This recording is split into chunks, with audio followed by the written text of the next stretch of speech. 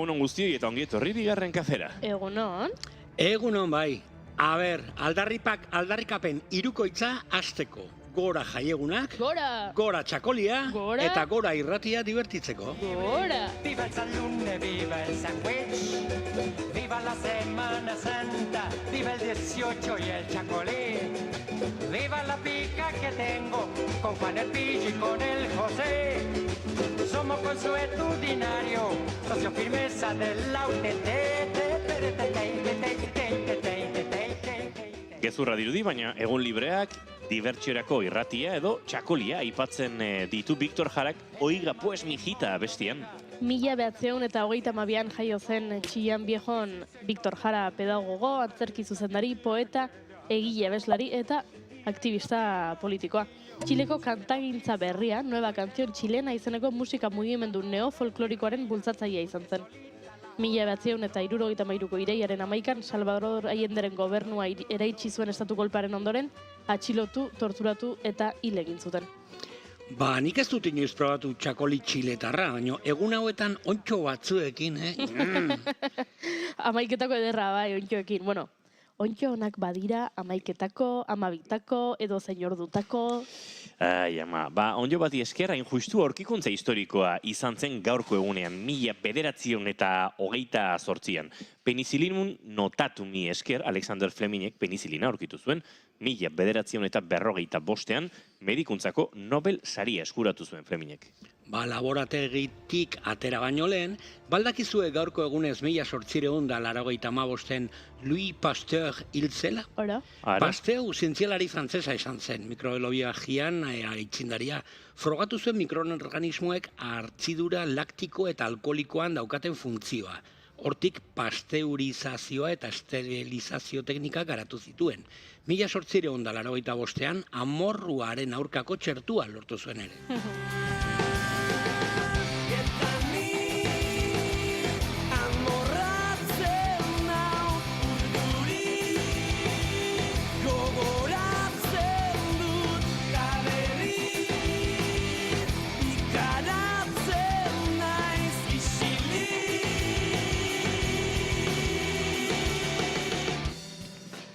Seguru aski ordu asko pasako zituen ikertzen urrengo protagonistak ere, 1887an Beula Louis Henry asmatzaile estatubatuarra jaio zen, Lady Edison. Beula 1930ko hamarkadan Lady Edison goitizenez ezaguna egin zen, egindako asmakizun ugariengatik.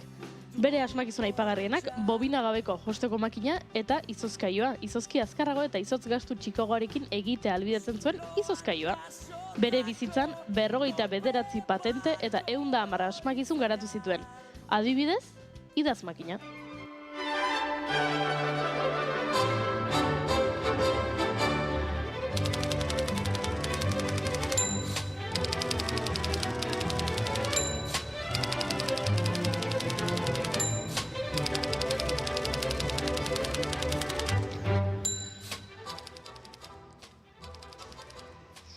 Mai txoratuta dabil, tekleatzen, baina gidoiak mai dio mai. Asmakizun aparte asmakina, soratuta gelditu naiz tikitin. Zenbat abentura oparitu dizkigun.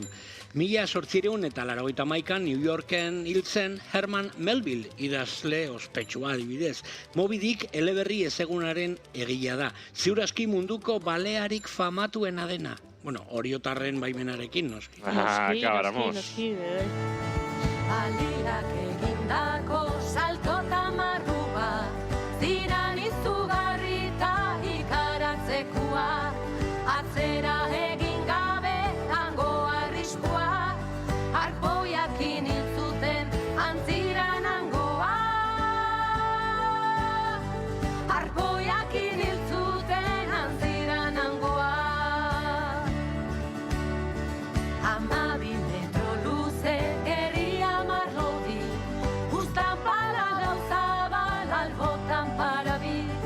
Espainetan bizarra besterilera bi, horraziak bezala hain zeuzkan ederki. Barkatu bagoaz aurrera, baina gustora negoen kantuarekin. Enuen ezagutzen. Ederra da, Politia bertxio, Tira, baino zinemaldian barreratuta gaude bai, eta oraindik ez dugu 7. artea aipatu gure sarreran. Beno, Moby Dick zinera eraman da askotan, nik goratzen du Gregory Peck Ahab kapitainaren paperean. Bueno, eta gaur 89 urte egiten ditu beste artista ezagun batek. 1957an zinemaldira etorri behartzen, baina azkenean trenaren leihotik agurtu zuen jendea. Donostiako geltokian jaitsi ezin zuelako, noski Malagara zijoan eta. Brigitte Bardoti buruz ari zara? Oui, bien sûr. Moi je joue à joue contre joue. Je veux jouer à joue contre vous, mais vous le voulez-vous? De tout cœur, je veux gagner ce cœur à cœur. Vous connaissez mon jeu par cœur, alors défendez-vous. Sans tricher, je vous le promets. J'ai gagné, tant pis c'est bien fait, vous êtes mon jouet à présent. Brigitte Anne-Marie Bardot erretiratutako aktore, abeslari eta modelo frantsesa da. Modaren ikono eta 20. mendearen erdialdeko sexu ikur izateagatik ezaguna. Animalien eskubideen aldeko ekintzaile izateaz gain, bere izena daraman fundazioaren sortzailea eta lehendakaria ere bada. 1962 Brigitte Bardotek pelikula bat egin zuen Marcello Mastroiannarekin, ezta? Bi privé edo bizitza pribatua Luis Malek zuzenduta. Ondo ekarri amai, Marcelo Mastroianni 1924ko gaurko egunean jaio zen Fontana Lirin, Italian. 60ko eta 70ko hamarkadetan aktore italiar ezagun eta maitatuena izan zen Italiatik kanpo, batez ere Sofia Lorenekin batera egindako pelikulengatik. Eta Federico Fellini eta Vittorio De Sicaren filmetan protagonistaren papera bete izanagatik. Federico, cosa fai? Cosa fai, Federico? Eta beste aktore astezin bat hil zen gaurko egunean, baldakizue zein? Zen...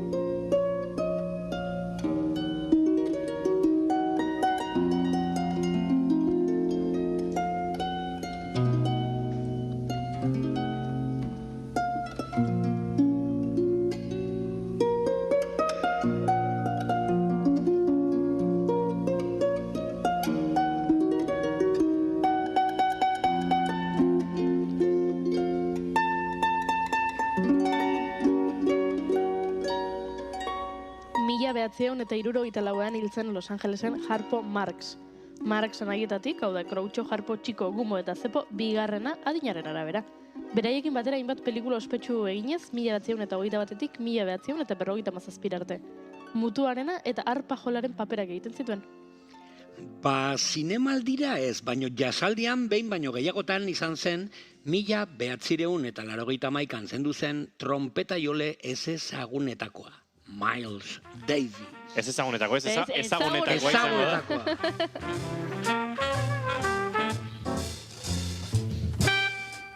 Ba, Miles mainstream da, dagoeneko. Mailstream. Oh!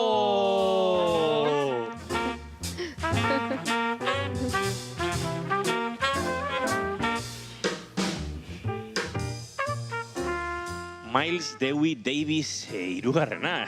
Estatu Batuetako jazz trompeta jotzailea eta musikagilea izan zen. 1940etik aurrera eragin handi izan zuen jazzaren ibilbidean. Jazz modernoaren joera berrien aitzindari izan zen, berak gidatutako taldeekin batera cool estiloa, modala eta jazz rocka landu zituen 60-70ko hamarkadetan. Obra nagusiak hauexe ditu, Billy's Bounce, Boplicity, Bugs Groove eta Miles Ahead esaterako.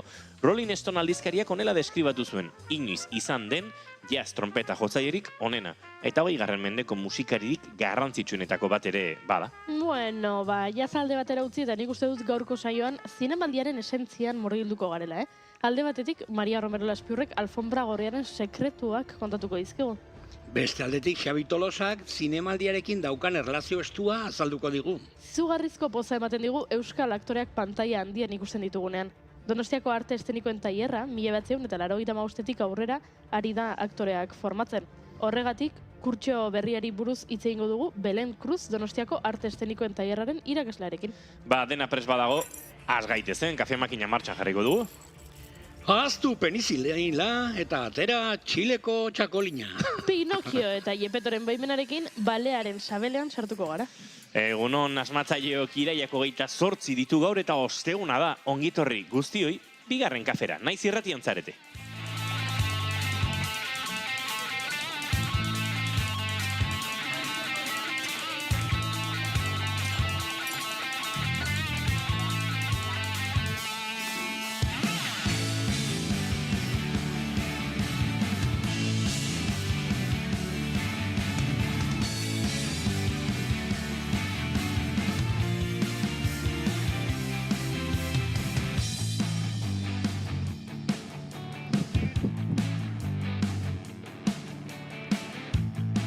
Zuekin, Jaun Andreok, Mai Gorostiaga, Pozo, gaur ez dago lasterketa ziklista batean, gaur zinemaldiaren baitan dago txintxo eta formal gizajoa. Kaixo, koko naiz, eta gaur alfombra gorria eta belar berdearen arteko diferentziak azalduko eskezuet. Zuekin, Jaun Andreok, alfombra gorrian, berdez jantzita, ibiltzeko prest etorri den emakumea, Goiuri Ezaizarandi, egunon? Egunon!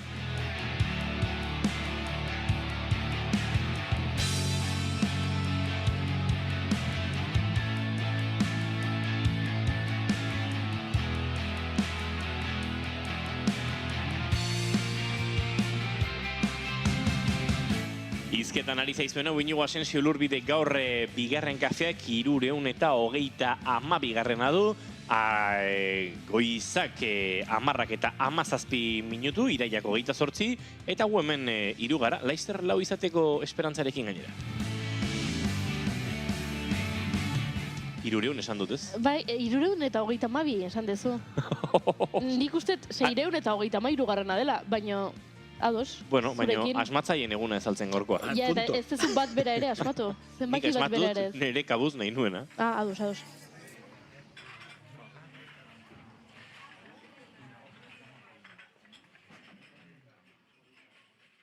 Baizuek gaurko saioa abiatzeko honako kantua. Aspaldi jartzen ez duguna eta beti oso... Zeinote da. Oso gustoko duguna. ¿Qué será?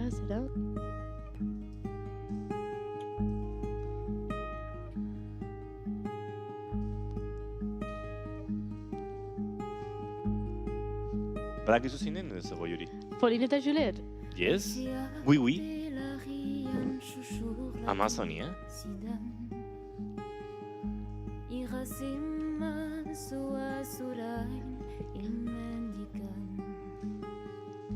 Betiko da itoa xorien kantua Oiana geizki dela dute ulertua Kia bada denetan dolamena airean nundira asaikaju samambaya apaintzen zutena uantze alaia isildu da maiten nuen sinfonia itzari daine Amazonia. Eta noski laukotea ere aurkeztu behar dugu, ze Maria Romero Laspiur dagoeneko gurekin da, Maria, egunon eta ongi etorri. Egunon, kaixo. Gustatzen zaizu Amazonia kantua, Pauline eta Julieten kantua? Bai, oso polita, lehengo aldiz entzutu duena. Ba, oso kantu ederra da bai, gurean akustikoan ere bertsio oso ederra egin zuten. Aspaldi. Bai, akaso bigarren bueltat egin marko dute, horrelakoren batean. Bai, sagonopio baiet. Uste nuen nintzela korri hilargian Subabada denetan Prestatu dituzue maite dutak? dolamena Egia edo gezurra nahi duzu. Asmakizuna. Egia zen ez dut pentsatu. Ez dut pentsatu. Ez. Nik bai, nik pentsatu. Bueno, vale. Eskerrak norbait pentsatu, mai zein da zure maite Eta duta? bitarten ez entzun niri eta pentsatu Hori da, eta hori da. horrela betetzen dugu denbora. Hori askotan gertatzen da saio honetan, Hombre. Maite dutak bukatu norbaitek begiratzen dizu akaso Maik edo Goiurik aurpegiarekin horra zuk haren maite dutari buruz iritziren mateko eta zu ni neun igual nabil pentsatzen zein izango den ere maite duta, orduan begirada ikusten dut da kakazarra, ez dakiz zertaz ari den. Eta orduan, Harrapatu ja. askotan egiten dut, aha, ze politia zinteresgarri. Bueno, Mai, konta eguzu zure maite duta gainontzekoak pentsa Bai, dezagun. berriro ere aipatu behar dut nire semea, alai, porque, bueno, maite ditut umen hausnarketak edo umen filosofatzeko erraztasuna. Aste honetan iritsi naiz etxea atxalden ezakit eren egun edo, eta alai nire semea segon sofan eta telebistan futbola eta ez. Eta iritsi bezain pronto, atxaldeon esan beharrean, esan zidan Mai, porque, bueno, semeak Mai deitzeit, askotan aipatuet, jo, Mai, bakizu ze gustatzen zaita asko futbolean, izugarrizko tiroka egiten dunean aurrelariak, eta sekulako paradaiten du atezainak, publiko guztiak txalotzen dulako.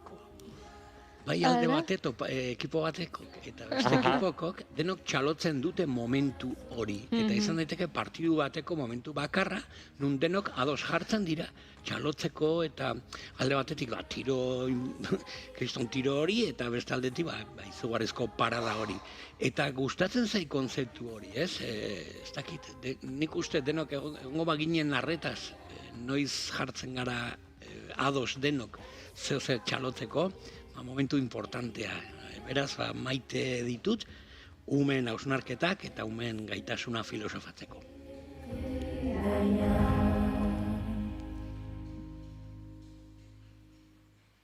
Goizeko 10:23 minutu eta Maria Romero Laspiorrek ere kontatu beharko digu bere maite dut zein den, Maria? Ba, egia da, maite dut dakatela. Ara... Bueno, ingo ditut bi. Bat maite dut osa eta bat... Nik ere baut maite dut eza eta zurekin lotutakoa. Bai? Vale. A ber, zer ba, ez dutena maite da, oza, ontsen hartun nahuela, askotan hartzen dut garraio publikoa, txetikan lanera. Ez da ondo ulertu, oraintxe, zer? Aurdun nahuela, zaudela. bai. Garraio publiko hartzen dut, lanera juteko edo, bueno, bai, azkenean Donostinen nahi bizi zentroan, orduan askotan, dependen ora jun behar naizen, garraio publikoan juten naiz, ez? Eta askotan, garraio publiko hori hartzen dutenean, normalean autobusa izaten dela. Beteta juten da, eta tente egotia tokatzen jata. Eta kuriosoa da, zelan bakarrik, generalki jendeak usten dizu esartzen, ikusten dituzulako aurdun zaudela, eta esaten da, ni gazte nahiela edo ni nahiela ez dakizer, utzingo diot tokia, ez? Eta generalki, eske esjata pasa inoiz, mutil batek ustea tokia. Beti emakumeak dira. Tokia usten dezatenak. Eta superkuriosoa iruditzen zitzaidan, ze azkenean, gainera dira, perfil bat jende gaztea, klaro, normalean bebai, tente, hobeto moldatzen direnak, ez? Eta, eta emakumeak, eta hau dela pare bat aste bebai, Napolesen egon gara, asteburu pasa, holan bikote bezalako azkenengo asteburu moduan, eta Napolesen bebai, garraio publiko hartzerakoan, berdina. Jaikitzen zirenak, emakumeak ziren. Orduan ez dakiz gertatzen da, baina gizonezkoak ikusten zaituztenean, zuri eolako tripa handi batekin, berdin jakela. Ez dira jaikitzen. Eta pena bat iruditzen zait, ez dakit, estadistika moduan, ez jata jaikiki inoiz mutil bat. Egingo nuke, txiste bat, baina kenduko lioke zure kritikari indarra zute egingo bai. Egia da, begira, pentsatu gabean nuen, naiz inoiz fijatu gertatzen denik, eta esan barrena empatia kontua egian, baina, ez dakit, nien naiz sekula aurdun egon, orduan, ez dakit, eta ala ere altxa egiten naiz, aurdun bat ikusten balin badut, ez dezu zertan aurdunaldi bat pasa hori ulertzeko. Baita nire, bai. Edo pertsona nagusi bat, edo... Ez, kuriosoa da, ez dakiz zeba, beti emakumeak. Egia da, gauzat esan bizute. Igual kasualidadia izan da. Nik Maria topatzen dut kaletik, eta espadit esan aurdun dagoela, bada espada, zemos Maria, zemos bizitza. Hombre, gartzen pizkatxo bat. Bai, oren ja. Bueno, baina, alkandoraren arabera, eta... Bai, eta arpegian gaitik eta igual jendeak, arpegiz eta atzetik ez jata igartzen nahi beste. Orduan, izan da, bai, igual ez direla fijau. Bueno, Maria, badakizu, hemendik aurrera, garraioan, autobusean edo trenean noan bakoitzean, begira geratuko naiz ikusteko ea gizonak altxatzen diren ara ez. Bai, ez dakit, zimaz, kuriosoa da, baina justo bat bez. Orduan, ez dakit pena iruditzen zait. Bai, Maria, zurekin gaude. Bai, eta gero, nire maite duta da, iruditzen zaidala oso polita hemen egotea gaur, eta kursal paretik pasatzen dira pertsona guztiak, ikusi alizatea da pixkat pasarela bai, Bai. Eta ikusi alitzuzu lukak eta toki guztietako pertsona desberdina, azkenean egun hauetan Donostin lurralde askotako pertsona pila bat igartzen da, ez dakit zentrora hurbildu zarete, baina kanpoko jende pila dago. Zinemaldia nazioartekoa da eta jende asko erakartzen du. Erakartzen du, ez dakit iraia bai eguraldi ona egiten da ben ia bete bat izaten da, eta bar, baina... Nengoan moda munduko lagun batek esan zidan ortengo zinemaldiko alfombra gorria, Hori gero aipatuko dugu Mariarekin. Bai. Baina, aipatzen ari da alfombra gorria hor parean. Baina alfombra gorria jendean da. Jendeana, bale. Pasatzen dan jendean. Hor dituko digu alfombra Casual. urdina.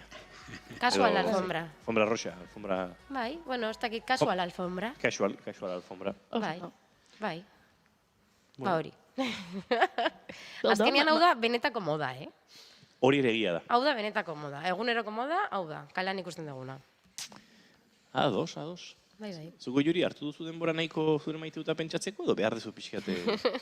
Ba, pentsatu... Barkatu. Zer dun? Pentsatu dut nire maite duta, eta maite dut serioa da, eta gero esango dizuet, baina maite duta pentsatzen ari nintzen bitartean, gure kolaboratzaile den Xabi Tolosak idatzi dit, esateko, ai ama, atzo beldurrezko saioa egin zenuten, eta argazki bat. Eta nik pentsatu dut, atzo berta eta Gaztelo Mendi elkarrizketatu genuen, aritu ginen zinemaldi alternatiboaz, beldurrezko zutu lertzen.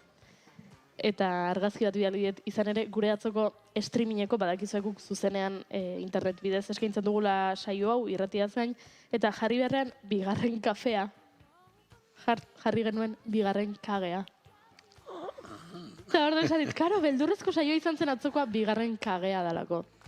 Eta horregatik, grazia egin dit, bale, barkatu. Bai, baina hau dena, bai, luzatzen ari zara asuntoa. Ez, badaukat, Maiteuta baduzu. bai, Ados, tiena zure maiteuta. Bale, nire maite duta da. Nik aurrekoan banuen bilera bat hitzartuta pertsona batekin. Gertatu zitzaidana izan zen azkenean ezin nuela bilera horretara iritsi, banabilelako leku batean, bestean, alde batetik bestera korrika. Eta orduan, hotxe egin nion esateko, aizu barkatu, Pepita, bilera bertan bera utzi behar dut, ez naiz iristen, beste gauza hau daukat, eta bilera utzi behar dugu, hurrengo asterako edo horrelako zerbait. Eta orduri nengoen, hau, aserretu egingo zait, esango dit, bueno, jonik, bilera hau banuen apuntatuta, eta, bueno, beldurrez deitu nion. Eta bere erantzuna izan zen. Bai, ados, lasai.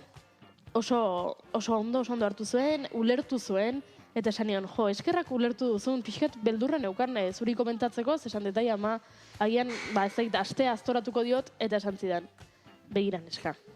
Eske batzuetan sentitzen dugu, garela medikuak, bihotz irekiko ebakuntzak egiten, Bosniako gerran, Sarajevoko hiriaren erdian lehergailuen artean.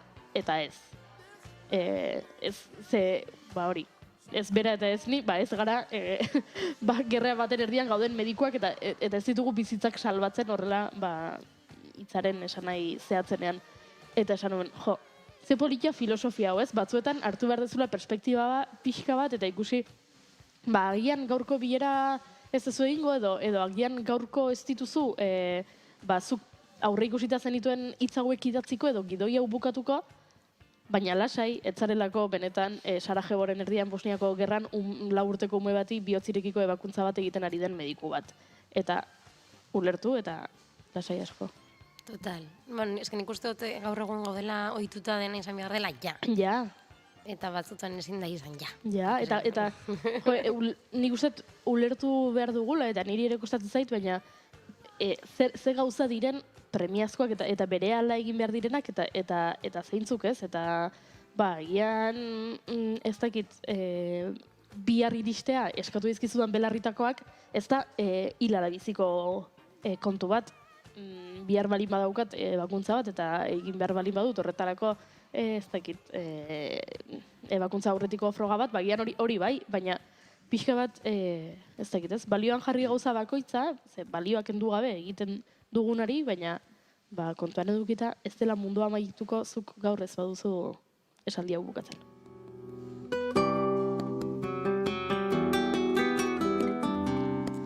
Lotuko nire maiteutarekin, atzo ekitaldi batean egon beharra nuen Bilbon, eta horretxegatik gainera nintzen bigarren kafean izan, eta antxe ekitaliaren ostean lunch bat atera zuten, eta han geunden guztiok genbiltzan aipatzen gauza bera.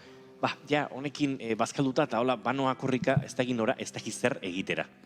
Eta, ze marka, zer dan korrika bizitze hori batzutan buruan pixkat sartu dugula guk geuk ez, eta mundu guztia zebilen, pintxo batzuk hemen zea, eta hola, zuzenean ez dakit nora ze, eta beste daukat, eta denok korrika da presaka bizitzen. Baten bate hongo da, ez dakit, honen ostean ez ere egiteko izango ez duenik, ez dakit baute zegoen. eta lehengoan esaten bazuen Edurne Azkaratek asperdurari oda bat egin bar diogula, akaso erlojurik gabe bizitzeari tarteka ere egin barko genioke. Baina ez da beti posible izaten. Hortik dator nire maite dut eza, eta ondoren bueltatuko naiz ekitaldi hortara maite duterako. Zenik atzo nahi nun Posidoniara joan, ea Mariak bazuen niretzako moduko, atzo ez eran egun, arroparen bat, eta harrapatu nuen ja, justu, iztentze bilela eta presaka. Ez dakin nora joan bartuen, baina egia da, dendaren ordutegian zegoela, eta nine bilela pixeta atzera duta. Baina, gaur saioa bukatzen dudanean aukera badudan Posidonatik pasatzeko. Badaukazu nire taiako zerbait, Maria? Zerbait egon, bai, zerbait seguro egongo dela. Bai, korriketan ibili bai, beti hori, korriketan erlojuan atzian, en plan, lukian nahi egona. Baina, bueno, dano moduan, eske beti gabiz korriketan. Ez dakit, estresa sartu jaku gorputzian eta ja ez dakik guzelan geratu. Erritmo hau. Quizás entenderías que nos queda la esperanza. Giri maite duta osatu behar dut, edo dagoeneko osatu. Konbaliatzi ez, ez? Bai, zeba, ez zaizu iruditu maia nahikoa zuenik? Berez maite duta beste bazan, baina sinaiz bata eta bestea kontatzen, eta igual nahikoa ez, abiatuko dugu saioa. Bai, igual nahikoa ez, Zarata isiltzen bolipa da. Ruido de iluminar, gritan desde sus hogueras que entre el fin del mundo, la luz de la diferencia, ruido de inquisidores, nos hablan de libertades, agrietando con sus gritos su barniz de tolerantes. Si se cayese el ruido ari gana entzuten, bigarren kafeko lagunden Ismael Serranoren ahotik, badakizue, mezu bat dializigula, bigarren kafera besarka data guzti, eta orduztik, saiontako lagunen zerrenda amaigabe horretan sartu dugu, eta ekastarraren, best friends bagina bezala hitz egiten dugu. Bagara. Baina ez da asterik onena Zarata isiltzeko.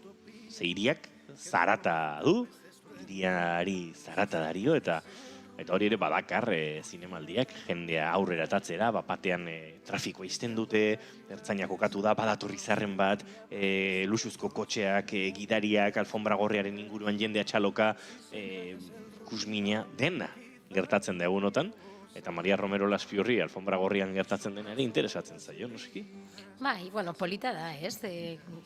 Sortzen den ambiente hori edo, hiriko ambiente hori, azkenean Donosti den, naiz eta beteta egon, ez da goten inoiz hain beteta estresa emoteko moduan, ez da Madril bat edo Bartzelona bat edo horrelako hiri bat, ez?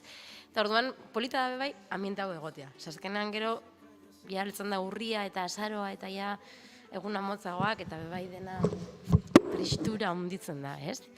Eta orduan, aprobetxak mea dugu zinemaldia, horrelako alfombra gorrietan eta murgiltzeko eta pixkat emozio hori bizitzeko, ez? Eta zinemaren jaialdia ospatzeko. Azkenean, tana da eskusa bat, ez? Zinema monta, Si se quedas en nada, podríamos hablar y soplar sobre las heridas, quizás entenderías que nos queda la esperanza. Zira, Maria, nik lehen esan dizut, atzo eran egun, egunen kontrola galduta daukat, eran egun. Posidonia itxi zitzaidan, muturren aurrean itxi zitzaidan egun hartan bertan, modaren munduko lagun bat topatu nuen, da esan zidan, ortengo alfombra gorria, meh. Bai, egia da, bebai, igartzen dela, izar gutxi izar gutxi. Holan, izar internazional gutxi etorri direla aurten, estatu batuen dagoen, huelga horrengatik. Grebaren ondorioz, bai. Eta, horrek bai egin du pixkat, igual izarren mundu hori, gutxiogotean, alfombra berregorria bai pixkat tristeagoa izatea, ez? Azkenean beti gaude itxoiten, bertako pertsonai famatu hauek, pixkat alaitzeko, eta ekartzen diguten beraien luxuzko soinekoak erakosteko, eta abar, ez? Baina bai, egia da, nahiko sobrio ari dela izaten alfombra gorria.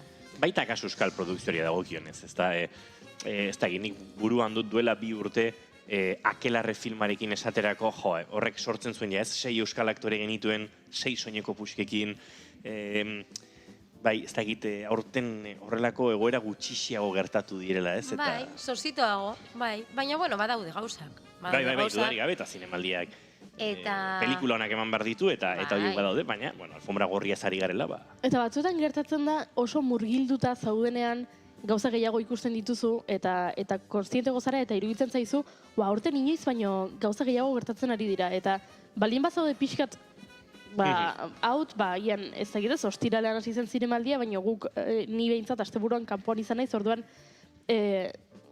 pixka bat zinemaldiko ekosistema ontatik atera egin naiz, eta orain berriro sartu naiz, eta orduan nik daukat sentsazioa, urten ez dagoela saltxarik, baina ni badakit kontziente naiz, jakitun ziurrenik ni naizela eta barruan egongo banitz esango nukela, gauza asko dago, ze adibidez, uste dut sekula baino sarrera gehiago saldu direla aurten, pasaden urtean, baina sarrera gehiago, hau da, jende gehiago etorri da pelikulak ikustera, eta aldiz nere sentsazioa da, ez dagoela inbeste jende, edo ez dela inbeste famatu etorri, edo ez dela...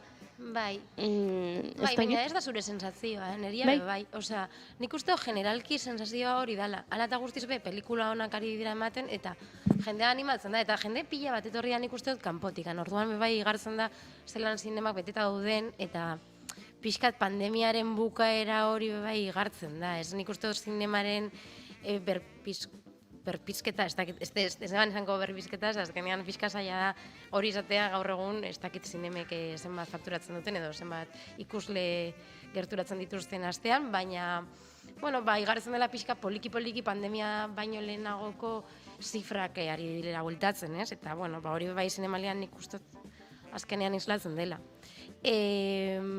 Hori igual bai, alfombra gorriak eta ez dira ari zaten holano super espektakularrak, baina, badaude estreinaldi interesgarriak, gero euskal zinema ere badago, igual ez daude akelarreko elenko lan handiak eta bar. Bai, urte hortan kointzidituztunez, Eneko Sagardoik ere zertzuen orkesten, eta Eneko Sagardoiren estetika ere asko ipatu. Eneko Sagardoik Patria.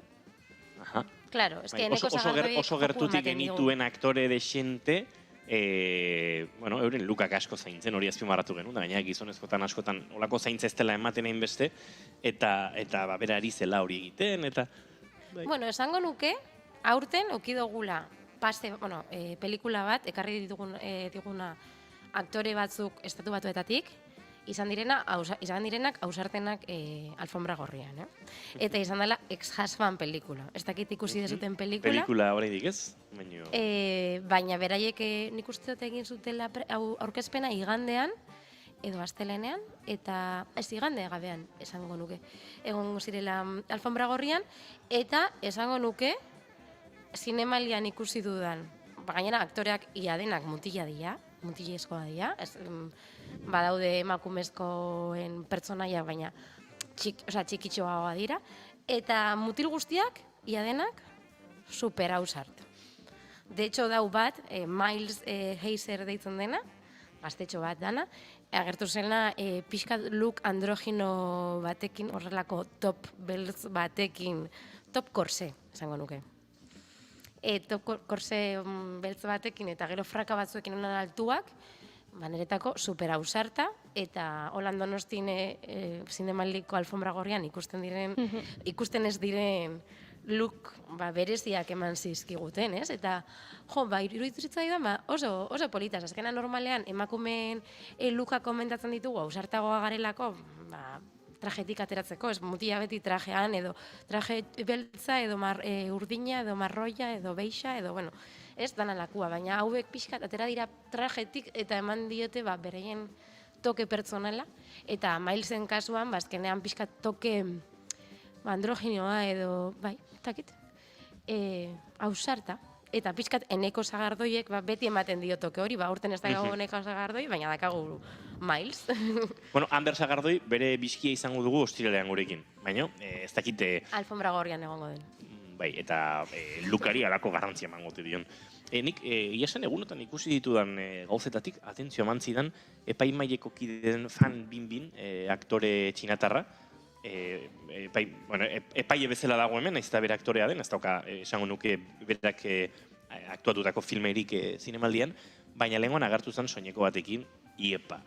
Bai, txuria horrela, Bai. zan tunika bat moduan da gero frakekin behin. Hori da, bai, kap asko juntatzen zian, eta tekstura ezberdinak, eta hola txuri beltz pixkatekin, eta asko gusto ditzaidan. Pentsatu, Bai. ostras, hemen apostu Nik uste badago. dut epaimailan daudela Bikiluengo eta Fan Binbin, eta beraiek pixa jaukua eman digutela bai estrenaldian, eta nik uste dut egongo direla, pues, azkenean aurkezpen desberdinetan eta egun desberdinetan, eta bueno, txinatar aktore hau, beran estiloa da nahiko minimala, baina ematen dio elegantzia bat lukei, hori bada, erabili zuen hori, soineko txuri bat, holan oso gaseoso alorekin, frakabetz batzuekin behitik, oso elegantia eta azkenean bai berezia. Osea, pixkat Juliette Binochen estilo hori, ez dena igual super espektakularra, baina elegantzia soborioa. Bueno, eske gauza desan behar dizuet, Fan Binbin azkeneko 2 urtetan behintzat, nire ustez alfombra gorri guztietako erregina bilakatu da. Oscar sarietara joan zen horrela soineko, zilar koloreko soineko batekin, baino, soinekoa ederra zen bere baitan, baino gainetik jarri zion horrelako kapa berde kilometriko bat, eta horrekin ja, lukak beste dimentsio bat hartzen du, eta zoragarria iruditu zitzaidan, beraz, haupa Fan Binbin. Bueno, Fan Binbin izan zen, zilarrezko maskor Donostian, 2016an, I'm Not Madame Bovary filmarekin. Gero... Sí, claro, Madame Bovary jute balin bazara operara, Madame Bovary ikustera ikusiko dituzu baita jantziak. Emakume honek alare badauka momentu bat, enun Txinan desagertu egin zen 2 hilabetez, eta jendea oso kezkauta zegoen, eta ebasio fiskalagatik edo iruzur fiskalagatik atxilotu zuten. Bai, nahiko bizitza kuriosoa dauka, Pekuliarra. Bai, tipa xelebrea, baina kriston aktorea, eta egia esan, gaur mintzagai dugun gai hontara etorrita, ziurrenik zinemaldiari glamour puntu hori ematen ari zaion emakume aktore horietako bat, bai. Bera dala pixkatolan glamurrari dena ematen aste guztian zehar. Eta gero, Bikiluengo ere, oso dotore juntzen larun batean, holan brilliko soineko batekin oso tendentzian ere, osea, bai fan eta bai Biki, biak oso tendentzian. Gero ikusiko ditugu pasareletako modako tendentzia desberdina, baina biak oso modako, urrengo urterako datozen modako tendentzia horietan barruan. Eta gero baita beti ikusten ditugu euskal diseinatzaileen representazioak, ez? Egia da, euskal diseinatzaileen representazioa tristea dela, baina beti agertzen direla euskal pelikulen edo euskal filmen protagonisten edo zuzendarien jantzietan. Isabel Elgerak adibidez, beran filma Diario de una sultana, filma aurkeztu zuen, nik uste dut igandean ere, edo larun batean, ez nik esan nuke igandean, ez? Eta, berak eraman zuen, Amarenaken kaiku bat, alfombra gorrian. Aha. Egia da, oso pekuliarra, azkenean nik uste dut kaikuaren estetika igual gaberako ez nebala pentsauko izango zena. Baina, hausartu izan, eta bertako diseinatzaile baten ropa eraman zuen alfombra gorrian, eta hori aipatu egin behar da, ez dugu asko ikusten, ez? Hori beti eskertzen da, ez da? Bai. Hemen zaude, eta, bertako diseinatzaile bat aukeratu, zuretzat gau garrantzitsua delako, eta zure keinu horrekin izan daitekelako garrantzitsua beste euskal sortzaile bat entzatu baita ere. Hori da, pixkat ikustera matera edo erakustea bertako modaren azalpen bat, ez? Eta gero Estibaliz Urresola inaugurazio galan, egon zen Kotoik markaren erropa batekin, alkondara batekin, eta atzo eman zioten, erin egun eman zioten saria euskal filmen saria edo horrelako zerbait, eta baita... Euskal Galan eman zioten saria, bai. Eta baita Amarenak markaren alkondara batekin agertu zen. Orduan, ikusten da bertako zuzendariek eta bertako zinemagileek zelan saiatzen diran pixkat bertako diseinatzaileak bultzatzen edo aipatzen. Eta hori oso polita da. Zehaztasunetan murgiltzeko, Estibaliz Urresolak egile berriak saria jaso zuen, hain zuzen ere, duela biegun izandako euskal zinearen galan, bai. aritu nahi segunotan ere begira, eta gustatu zait, Marta Nitoren soineko gorri bat, fitxatuta daukazue? Bai, inaugurazio galakoa, ez? Bai. Holan pixkat Aperturatzekin nahiko soineko sensual xamarra edo luze eta nahiko estua, baino dotorea, ez dakit bai? Bai, bueno, Marta Nieto beti juten da nahiko dotore, bera bai oso guapa da, eta estetika moduan bai da pixkat hori soborria, sin pasarse, baina beti dotore, ez?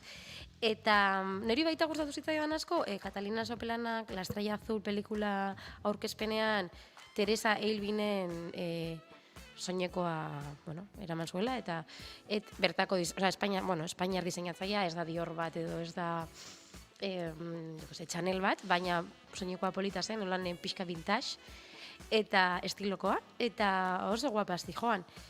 Eta gero, holan look bat pixkate de romper moldes, holan pixkate arriesgatua, izan zen, atzo ez, erainagunekoa, Ingrid García Johnson, Un amor pelikulan aurkezpenean, eraman zuen Ilea. Begira.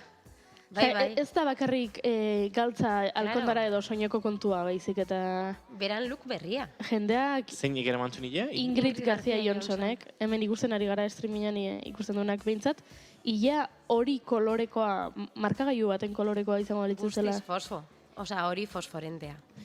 Hori berde fosforito. Eta, jantzia da pixkat sobri holan beltza, gero datozen tendentziekin oso lotua, urrengo udaberrirako datortena beltza tope eta nahiko linea sobriotakoa.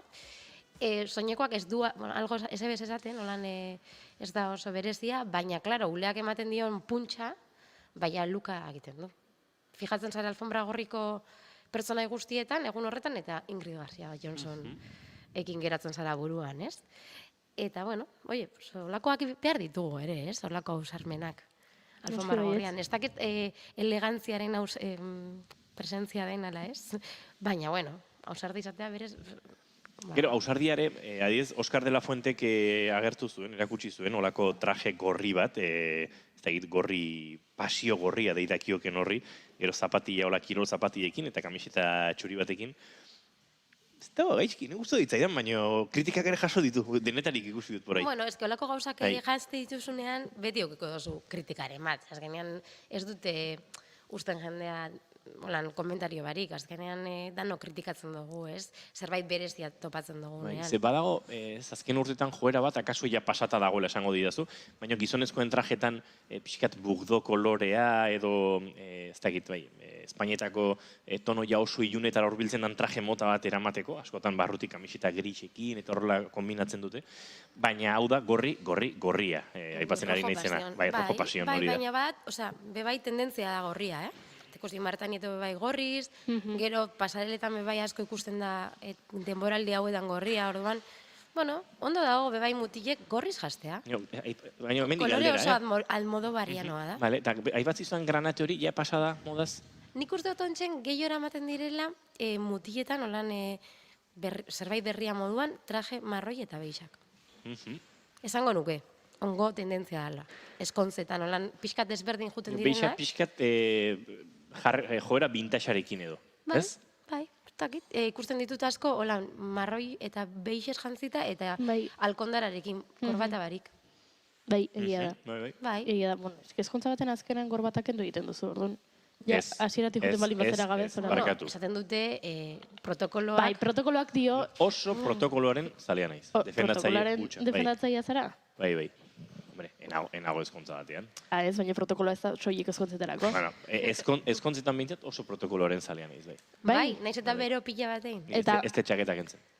Benetan? Eta txaketak, protokoloak ez dio ezin dezula txaketik kendu, Senargaiak, ezkongaietako gizonak, kendu bitartean. Dala eta guztiz ere, berak entzen badu, ni saiatzen naiz ezkentzen. Hori batetik, eta gero korbata, korapilloa, lepotik askatzen aste gutxa, iruditze zait, elizunkeria bat. Ara? Hobeto da ez jutia korbatakin da listo. Bero haitzen maldin badau, gorbata darik. Ez genekien hau inigo. Bai. Protokoloaren zaindari jauna. Ezkontza bat bukatzea, korbata buruan zintzilika, ez da posible, ez da ondori. Horretarako oso zurruna naiz. Hora, ze klasikoa gure. Bai. Bai. Bueno, modaz ari garela, nik kontraesana sortzen didan gauza bat aipatuko nukea. Maria, zuri zer iruditzen zaizun. Kontraesana diot, ze pentsatzen dut alde batetik. Bueno, bakoitzak nahi duena jantzi dezala, eta zinemaldira zatoz, alfombra gorri badago, orduan, ulertzen dut ez, ahalik eta soinekorik ponpoxoena jantzi nahi izatea, edo ez dakit distira gehien egiten duena, edo horrelako zerbait ez. Baina, gertatzen zait, pixka bat, iruditzen zaidala jendeak ez duela neurria hartzen, eta hau da, Labatza kafe marka da zinemaldiko babesleetako bat. Labatzak gonbidatzen du Madrilgo influencer bat zinemarekin zerikusirik ez duena. Baina, bueno, berarekin egiten dutelan publizitatearen eta iragarkiaren munduan, eta orduan esaten diote. Bueno, gonbidatzen zaitugu gaur pelikula bat ikustera, eta etorri, eta orduan alfombra gorritik pasa. Zinemaldiarekin bat ere zerikusirik ez duen pertsona hori, nire ustez ezin da etorri zinemaldiko soinekorik ponpoxoenarekin. Guztiz ados. Ados zaude, Maria, Guztiz ados nago. Eskerrik asko. Inaugurazio galako alfombra gorrian, influencer gehiago zeuden, aktore, zuzendari, zinema munduko pertsonai baino gehiago. Ze pasatzen da hemen? Gauza desango izuet. Burua galdu dugu? Bai, eta kafe enpresak buru galduta biltza, zezuk Labatza ipatu duzu, baina badakizu esai honetan oso hili zaleak garela, hiliren erligioaren zaleak, eta hiliko influencerrak gu gara. Gu gara? Noski. Gu gara. Hili ondari da eta Labatza ez. Eta guk badakigu nola etorri jantzita zinemaldira, hau da, pixka bat dotore, dotorea garelako, baina ez gara gu protagonistak. Protagonistak dira, protagonista da Esti Urresola, edo... Eta gero batzutan deskuida zaitezke, ni eren egon bezala, eta pentsatzen, nago pixkat ez eta esan, seguru Mariak Posidonia nago segituan konpontzen dirala. Baina bestela saiatzen gara txukun xamar etortzen, bai. Baina aste arte nokin olako krisi identitario bat, esan honostra, hau ez dakit. Badakizu zuk parra egin duzu klasizismoarekin, aipatu danen ezkontzetan korbata bere tokian, eta esango nuke nire alde egongo litzatekela gure lankide den pegi leku ona. Behin trajea jantzita, ezkontza atera joan, eta txaketa kendu, korbata burando, olako gauzen zalea ez dela izango. Baina konfirmatuko dizuet zentuten ari da.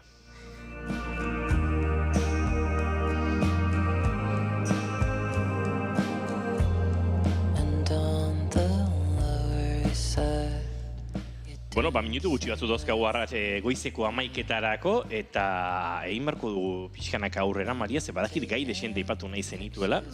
Bai, bueno, gai desente geratzen zait pixkate komentatzea modaren astea dela. Beti koinziditzen duela, zinemaldia modaren astearekin, eta pixkat, bueno, erlazioa daukala alfombra gorrian ikusten dugun tendentzia guzti horiek, modako astean agertzen ari den desfileekin, ez? Egia da, ez dugula aipatu Natalia de Molina, egon zela bebai astelen gabean alfombra gorrian, eta beraz joan jantzita beltzez bebai, eta zeraman gona bat, holan, flekoskoa, sujetadore batekin gainean, eta gero txaketa amerikarra batekin, ez? Eta, flekoak dira, datozenak urrengu da berrerako supergogor. Modaren asteak hasten dira beti New Yorken, eta gero, esaten da Madrid, Londres, Milan, gero Paris, ez? Ontzen Parisen daude. Eta, hor ikusten dira desfileetan, tendentzia ezberdinak. Eta flekoak agertzen dira toki guztietan. Desfile pila batetan, eta esan emanik. Natalia de Molinak desfilak ikusi ditu, edo beran estilista desfilak ikusi ditu, ze kasualidadez, berak bi tendentzia da, hiru tendentzia da eraman. Flekoak, topa eta gona, hori nahiko tendentzia ari dela urte desberdin, azkenengo urteetan, ez? Eramatea sujetadore bat, kamiseta bat beharrean. Eta gero beltzez jotea. Ze, ez dakiz zeba, baina urrengo udarako, kolore garrantzitsuena beltza da. Ez da udara aproposena beltzez. Oso sobrio da dator uda, ez dakiz ze pasatzen den. Batzutan egia da, gero eta gehiago igartzen dela, zelan desfileak pixka eta temporala diren. Osa, udako erropa, neguko erropa izan alzela, eta neguko erropa, udako erropa. Azkenean pixka dazte dutela, txaketak eta agertzen direla uda, eta neguan bai, eta neguan agertzen direla topak gonekin. Eta, bueno, pixkate, kontradikzioak, ez? Claro, gero depende, zelan nun bizizaren, klima desberdina izango da, urtarrilean Brasilen edo hemen. Eta azkenean tendentzia berdina dira Brasilerako eta ontarako, baina kuriosoa da pixkat atenpora dela biderela. Eta tope dator flekoa eta beltza. Adibidez, Pradak, beran desfilean, flekoa sartzen ditu tope, Bottega Venetak ere, Diorrek ere, gero, txuria eta beltza nagusiki ia desfile guztietan, oso kolore primarioak eta simpleak, kombinatuta baita ere. Eta gero brillak ere, brillak. Gaur irakurri dut notizia bat, ez dakit ona la txarra. Ara. Ona baina txarra. Ona baina txarra? Ona baina txarra, Ez dakit ni fiatzen naizen horretaz. Ona ze azkenean da, ez kontaminaziorik ez sortzeko, baina txarra zen eri brillantinak asko gurtzen jataz. Eta esan dute, hemendik aurrera ez dutela, hasiko direla, murrizten pixkat brillantinen produkzioa, oso kutsakurra direlako. Orduan, igual, enbede arpegian ipini birriak, ipiniako ditugu gure jantzietan. Noski, azkenan brilliak mikroplastikoa dira, eta oso kutsakurra da, eta ia da brillarekin erotu egiten garela, eta ez diogu neurri hartzen. Claro, jutzen zara eskontza batera, jutzen zara supernormal jantzita eta margotuta, eta bueltatzen zara etxera 10.000 brillatzen. Brilli. Edo festival batera, edo... Orduan, bueno, enbede arpeian ipini, ipini beharko ditugu jantzietan. Orduan, brilla datoz atope. Bai, flekoetan, pedreria eta lentejueletan, eta Gucci, Prada eta barrek aurkeztu dituzte beran kolekzioak brilla askokin. Eta gero beste gauza bat, agertzen ari dena, gero eta gehiago berriro bueltatzen dena, indar handiakin direla plataformasko zapatak. Berriro, bueltan dira? Bueltan dira. Plataformola... Baina ez totxo, aurretik eta zetik. Nik ezagutu dut plataformen moda, eta pentsatzen nuen orain, plataformak alde batera utzi, eta plataformerik gabeko zapateak... Berriro datoz. Horrek ez esan nahi art botak datozenik, ez da? Bueno, finoliagoak, baina dia pixka zapata de koja. Nik esaten dut, zapato de koja. Maria, bezala. Benetan, oza... Ez da oso politikoki zuzena. Ez da politikoki zuzena, baina ez da komodua. Hori iramatia egia da. Neraitak plataforma batekin... badarama zapatian olako tako bat, aldaka operazio baten ondorio ez dutela, eta pixkat plataforma horien antza hartzen du. Zema pizatzen dute zapata horiek? Egia da. Benetan, ez bat limazera erortzen horiekin, ondo zoiaz. Ni behintzat erori ringo nintzen, lan kalkulatzen dozu altura. Maria, bazu ez erori, ze badaukazu hor barruan ondo zaindu beharreko txiki bat. Beraz, ez erori eta autobusetan erreklamazazu, gizonezkok ere eserlekua zuri eskaintzea, ze hau marka. Baina orain agurtu egin bartzaitugu, ze goizeko 11 bueltan ditugu eta estudio zentraletara egin bardugu bidaia. Jarraituko dugu modaren inguruan hitz egiten, eta bi aste barru gauz. Plazer bat, Maria, laizter arte. Eskerrik asko agur. Sleeping soundly with the locket that she gave you clutched in your fist. Got the music in you, baby, tell me why. Got the music in you, baby, tell me why. You've been locked in you forever and you just can't say goodbye.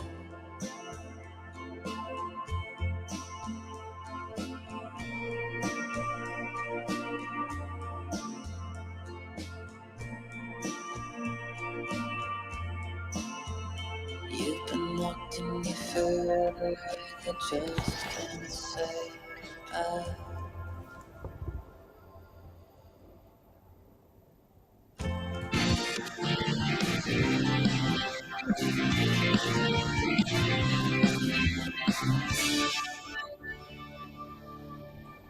Emaiozu bigarren aukera bat eduari, naiz irratian, bigarren kafea. Alde erantzun. Amets Jordan Arrieta eta Egoitzar Biola Albeniz.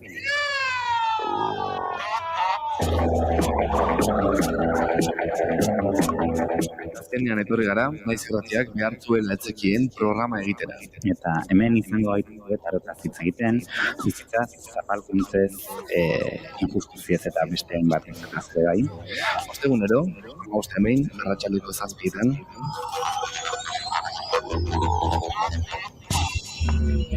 naiz irratian.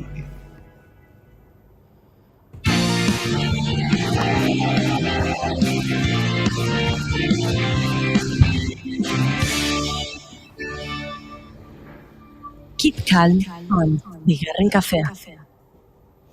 Goizak emiziak eta minutu bat ditu, eguertuko mabietan izango dugu berriz ere informazioari heltzeko aukera, eta azken orduko aztuenera ekazteko, baina bagoak, oraintxe, Xabi Tolosaren bila, Bilora eta Madrid.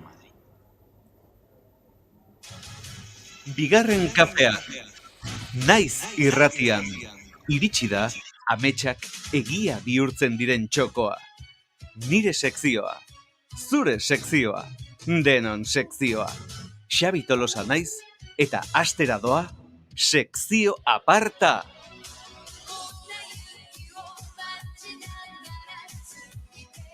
Eta sekzio aparta hasi bezalaxe, Xabi Tolosa agurtu behar dugu eta aurkeztu behar dizuegu. Aurrekoan gurean izan zen, gure estudioetan Tolosan, baina gaur Madrilera bueltan dagoela agurtuko dugu. Xabi Tolosa, asmatzen dudan fadarrarekin, musika itzaltzen eta guzti, goiza hola trakexa marra bilkitonean. Xabi Tolosa egunon, tongi etorri. Kaixo, egunon denoi, zemoz? Gu ondo, eta zu? Inbiritan, zehor zabiltzate denok, zinetik gertu eta famatuetatik gertu eta hemen Madrilen nao, nun, protagonismo pixka de aldudun hemen iriak, zu ez zaudete hor... Gertu baina urruti, Xabi, ez pentsa? Bai, pixkat. Eta nik gaina zinemalderekin oso erlazio estua daukat, eta bentan pena bat dit aurten ez egoteak. Bai, noski. Rebordinosen laguna zara?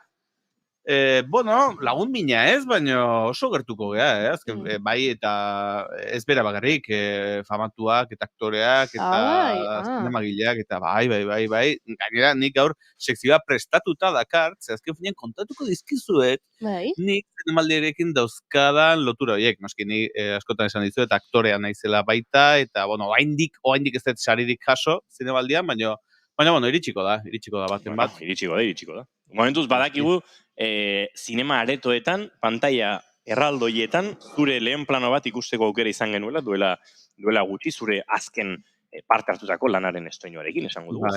Azkenetariko bat, zemen izketan daitu ginen, bere garaian, Mantikorarekin, Carlos Bermuten luze metraia, Aitziber Garmendiarekin gainera konpartitzen detela pantalla, eta azkena lan egin nuen pelikula bat, aurten oraindik ez da estrenatuko, baina badakit industria zonan porai dabiltzala. Bueltaka. Bueltaka.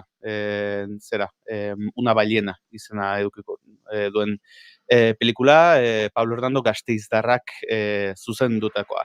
Baina, esan dizuet, urrutitik daramakidala zinemaldiarekin oso lotuta, zen ni epaile izan naiz zinemaldia. Ez? Bai, pasatzen da ni garai hartan gaztean hitzan, orduan gazte epaile izan hitzan. Segundo, katu bada hor?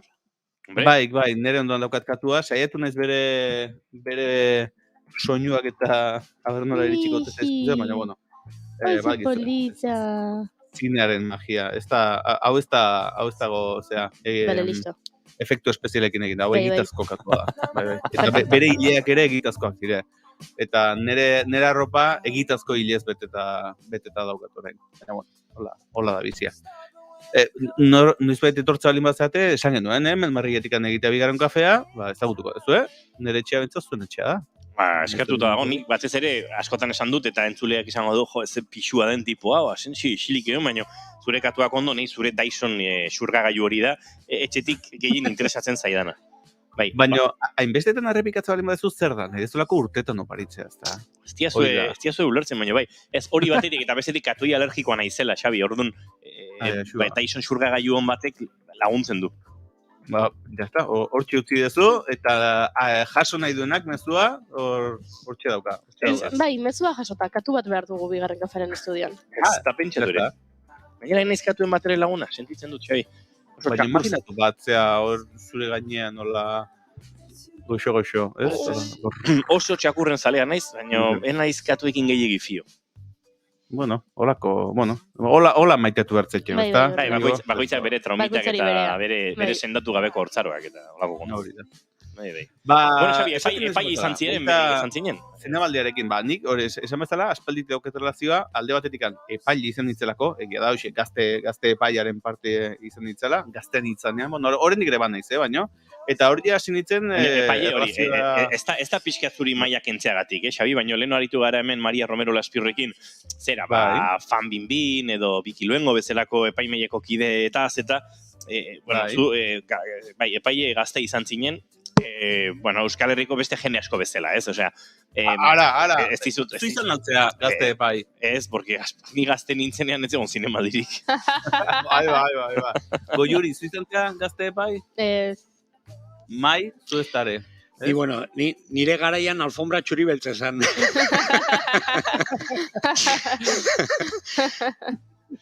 Bueno, ba, nik ulertzen da jende asko izan dela gazte epai, baina hau ez da... Alegia, ez, baina inguruan baditutez, zenbat jende ezagutzen dezu, banakina malabarrak egiten lau bolakin batera. Bueno, ba, maik asko, bueno, mundu zirzensetik eta gertu da bielako, eta baino, orokorrean jende gutxi ezagutzen dezu, baina zinemaldian gazte epaia izan dena, gehiago, Xabi, beste gabe. Ez dizutola, ez dizutola kendu nahi, meriturik baino. Utziko nuke, en plan de, zein ez da goenkalen atera, noizbait, ez? Hoi nire ingurua mentzatu da munduzti atera noizbait goenkalen, ez dakitzuek izan aukera, ez? Ni atzetik, oinez. Bueno, baina hoxe, hor munduztia. Nio nahi gabe. Esan nien nahi gabe izan zela, Baina nahi egin nuen. Ama egin zenun hori, Goiuri?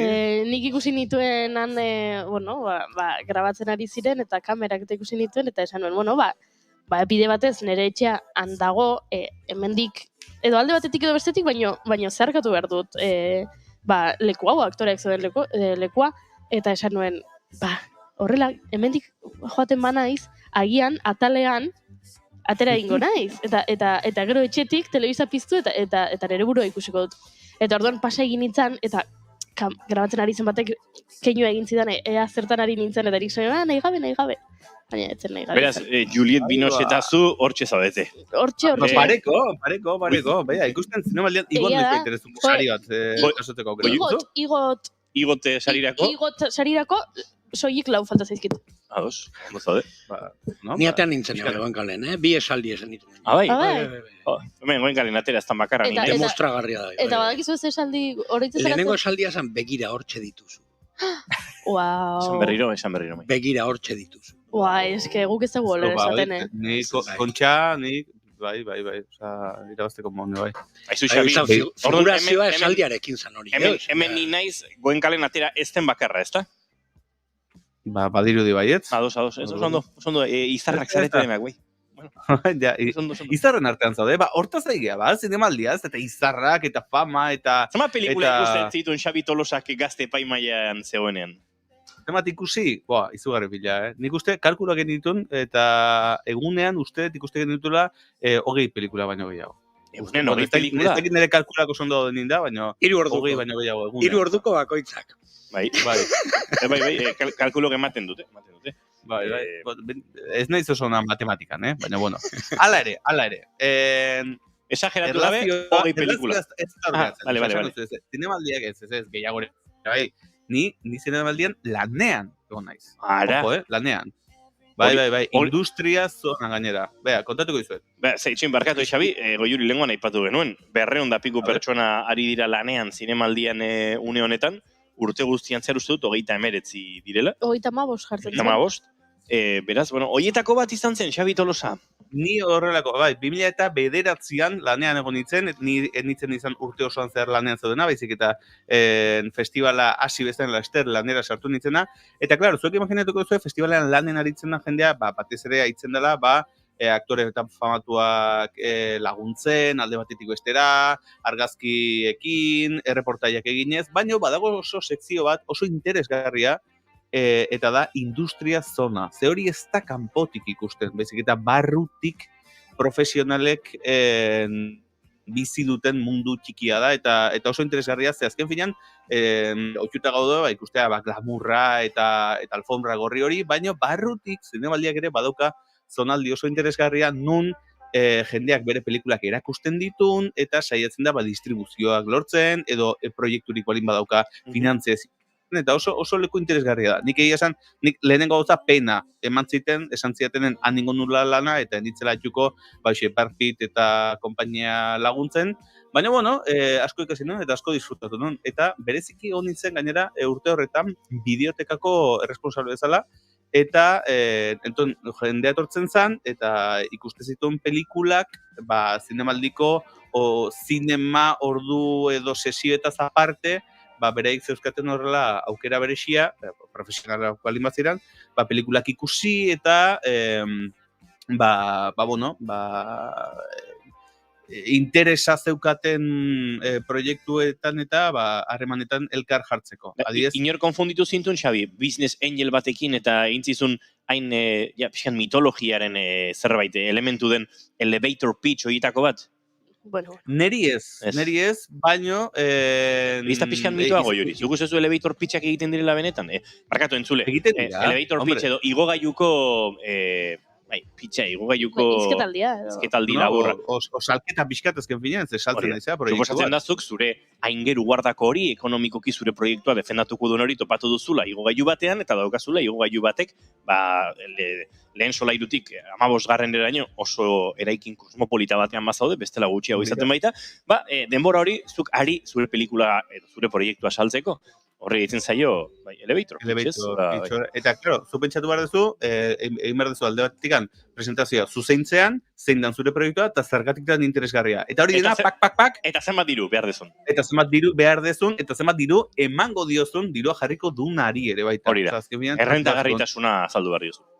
Eta hori minutu batean, egin beharra dukazu. Inork etzizun horrelako eligei. Norbait inork ez, hori ez da existitzen. Bueno, edo egin balin baziaten, garai hartan, nola, inglesa enun oso ondo itzeiten, igual intziaten eta nien itzen zenteatu. Oain da, Oxford Cambridge estropada orkesten duen tipoa, Xabi Tolosa.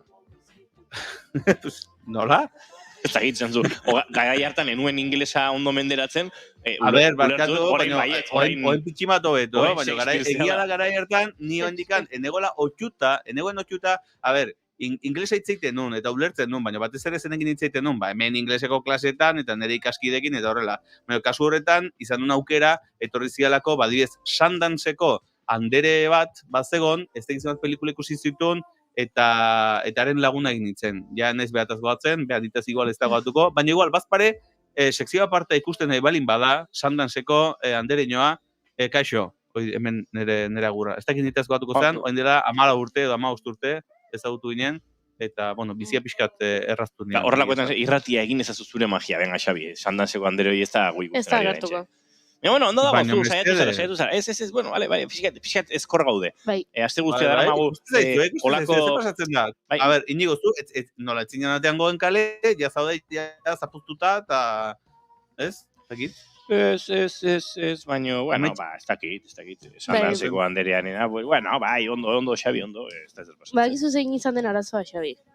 Bota. Aurten, akreditatu hoi ez digutela poltsarik eman. Eta orduan horrekin gaude ospinduta. Eta ez diogu buelta eman gai horri. Eta ni totel baja ez daukat. Poltsarekin eskatu, porque alfombra gorriarekin, usteut 1840 metro karratu horiekin, poltsak egin behar dute, birziklauta, jaialdi bukaeran, bai. Zinemaldi bukaeran, elikagai bankuari mango zaizki horrelako materiala poltsak egiteko. Bagire bautzen, Así que hasieran poltsarik ez, baina bukaeran alfombra gorriekin, hainbeste metro karratuekin, egingo dituzte poltsak. Zora garri, jazta. Aldarte aldatu zaigu. Bai, hombre, eta gainera tokatak izuke poltsa bat daukana justu zure gustoko aktorearen, oinaren arrastoa bertan. Justo. Imagínate. Diseinatzaile beharrik gabe. Claro. Ba, eta ez balin badakizu, eta inorek ez balin badu zapaldu, igual du, zu pentsatu, ez dakit ze famatu dozkizuen ingurun, baina pentsako hasi. 200 pelikula ikusi baituz, igual 200 aldiz zapaldu duzu alfombra gorri hori, beraz, poltsa hori super magikoa da zuretzat. Polita hori, bai. Balore emozional horrekin. Bea, gustatzen zait, bea, maiek esan dagoarekin, oan ja pixka eta alaixeago edo ote zaudeten. Nik egia esan, famatuen inguruan, apuntautan ezkan hemen nire super anekdotak, baina, bueno, egia da pixkat kutreak direla. Eta da, lanen egon nintzen urte hartan, urrutitik Quentin Tarantino eta Brad Pitt ikusi nitula, eta Naomi Watts. Urrutit, usteet, eske oso urrutit zeuden.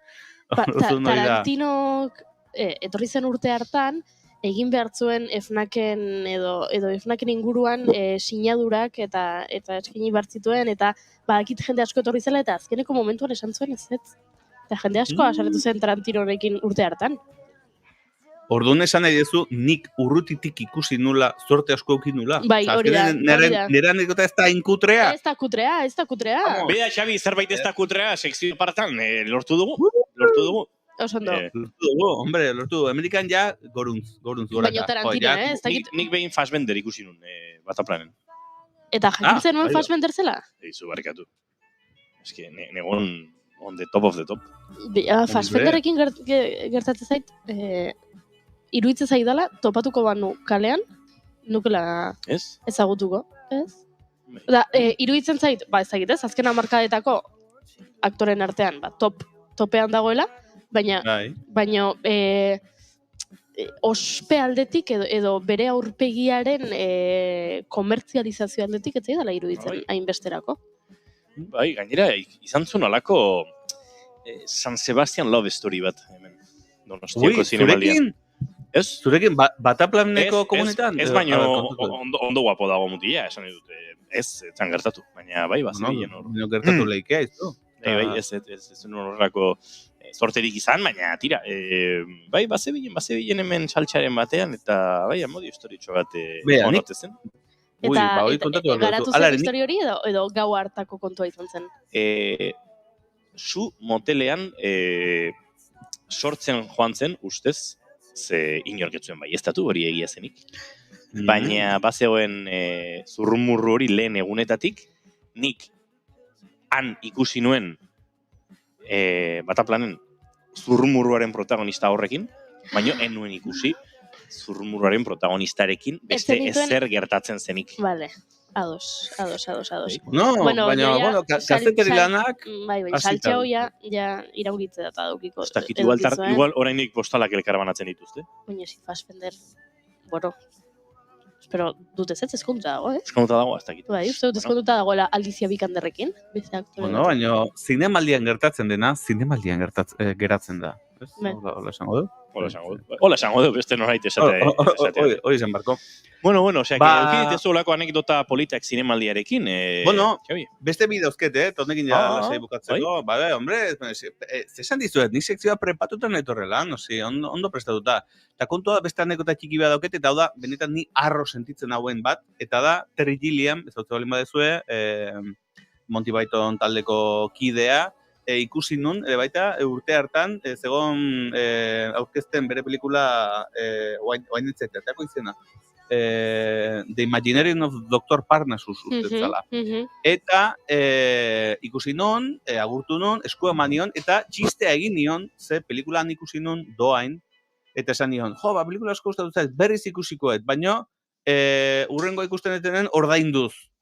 En plan de diroa behi emateko. Eta parra intzun. Eta, Terry Gillienek parra intzun, ez dakit zenbateaino kompromisoz intzun parra, baina intzun. Terry Gillienek 82 urte ditu ja. 82 ja, kaxua.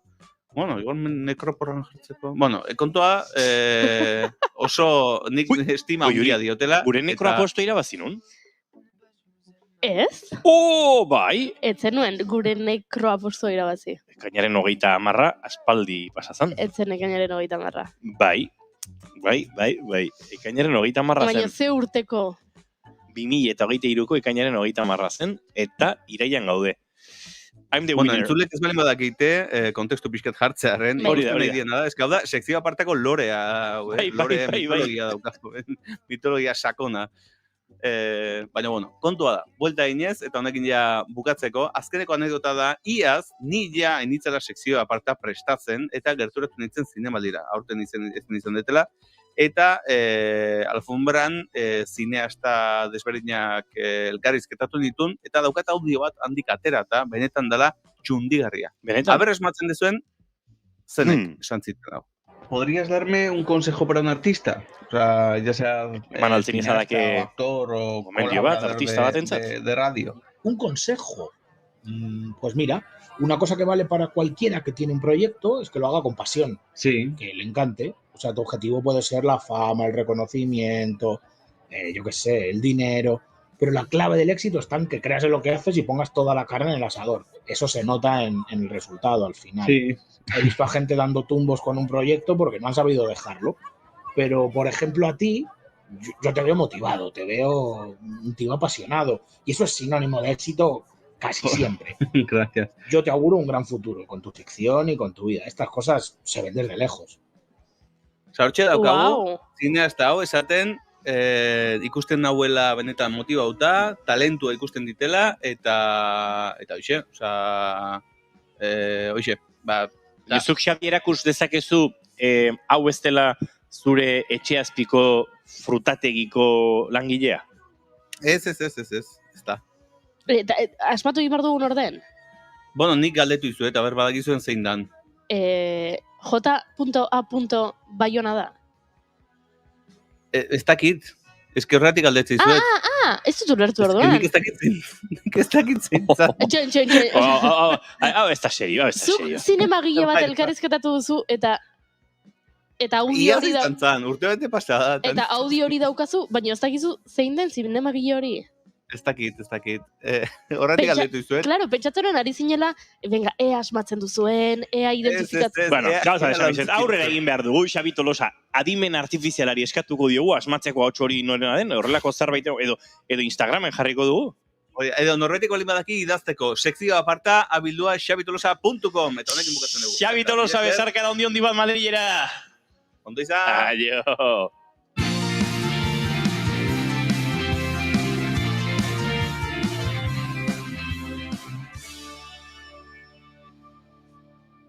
Emaiozu bigarren aukera bat egunari. Naiz irratian, bigarren kafea.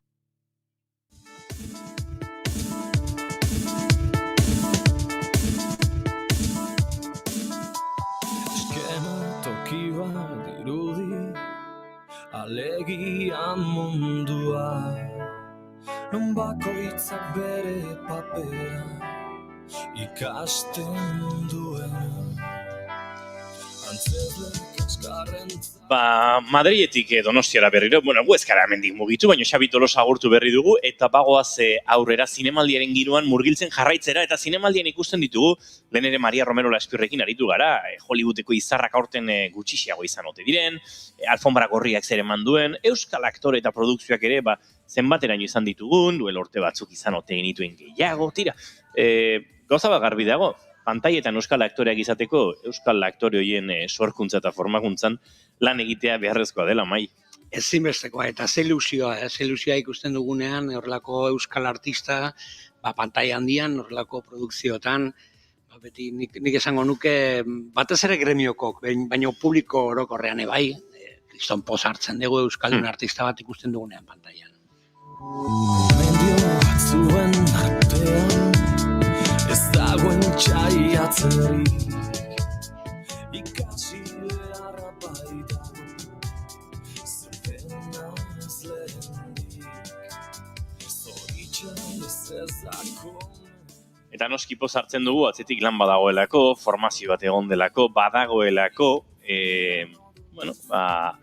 antzerki gintza, eta beste bat alorre erakusteko apostu zendo bat, bai?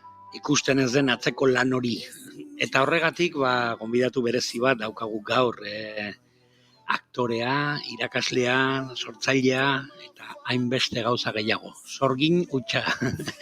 Ongi etorri Belen Cruz. Kaixo, mi esker. Say you Belen Cruz zinemaldiaren aitzakipean gonbidatu dugu, baina aitzaki gehiago ere badira. Ze ostegun arratsalderako zuek ere hitzordua baduzue, Belen. Bueno, denboraldia hasten ari gara, gu ere, aipatzen dugu, iraia bukatzen ari da, martxa hartzen ari gara, eta martxa hartze horrekin ere beste hainbat egitasmok martxa hartzen duzu, Hori da. Gaur arratsaldean kurtso berria aurkeztuko dugu, taeko kurtso berria, eta, bueno, ilusio handiz, beste promozioak kalea ateatzeko. Bueno, arte eszenikoen tailerra Donostiako taek gaur aurkeztuko du kurtso berria. Ez dakit horrek zer esan nahi duen, Belen, dagoeneko egin beharrekoak eginda daude, aurkeztuko duzu eta lanean jarriko zarete imat jenderekin, edo honek esan nahi du oraindik entzulen artean egon daitekela bere urtea, antzerki gintzaruntz eta tailer hauenuntz bideratzeko aukera duenik. Ez dakit horretarako aukerari badagoen edo dagoeneko ja nahiko martxan zaudete.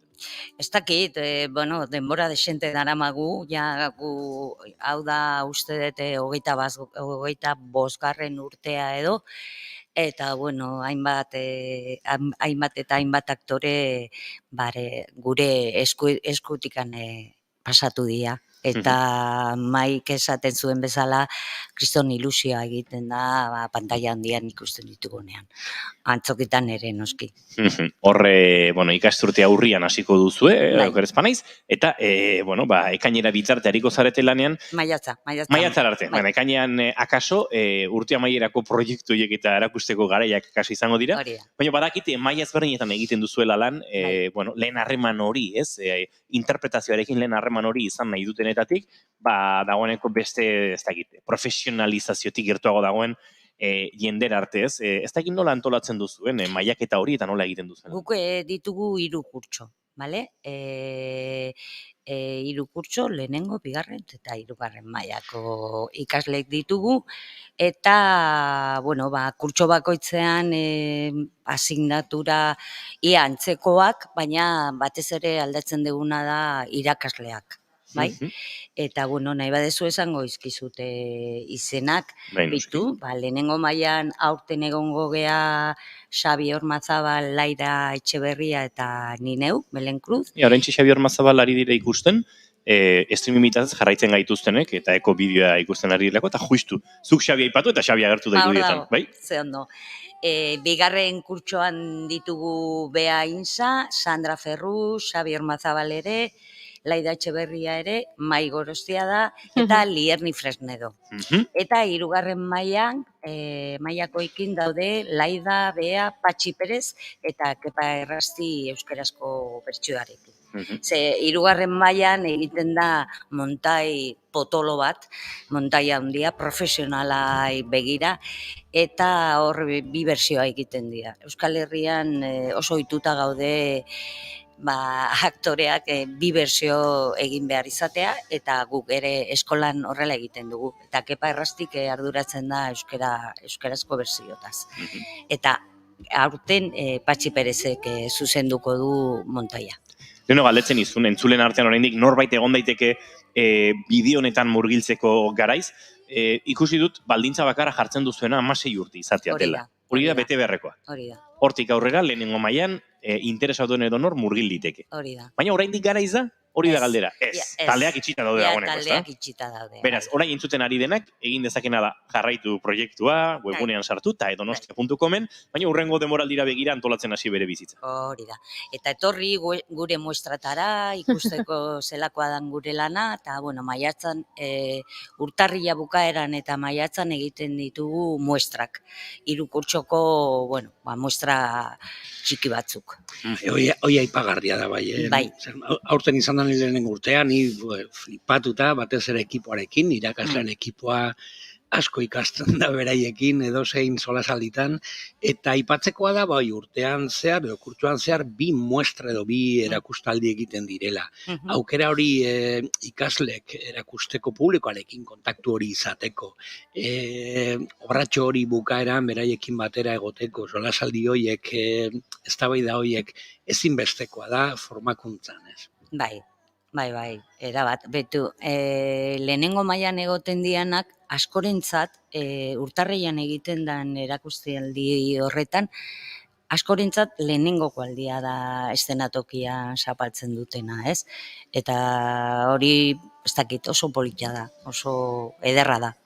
Eta egia esan behar dut ere, ia gehienetan bete egiten dugula gazte eszena. Jende asko etortzen da, ikasle ohiak, profesionalak, eta nola ez, familiak eta lagunak. Hori bai oso polita izaten da, lekukoa izan naiz, nola ikasle ohiak etortzen direla belaunaldi berri hori ikusteko eta ber zertan ari dira, polita familia hori. Bai, familia bada azkenean, bai.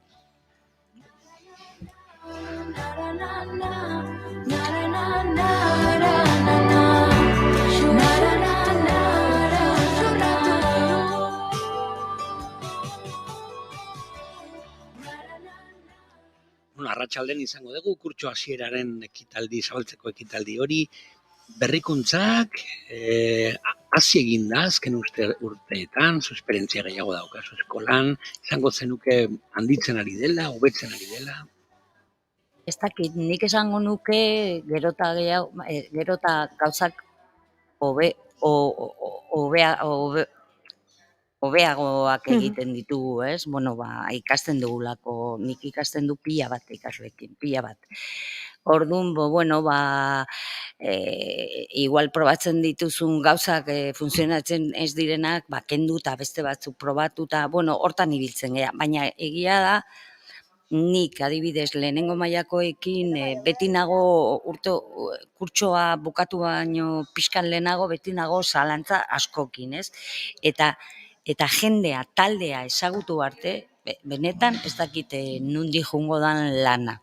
Ze ofizio honetan geugea, esan nahi dut, gure nortasuna, gure bizi ditugun gauzak garrantzi handia dakate gero gu nolako aktorea garen, ez?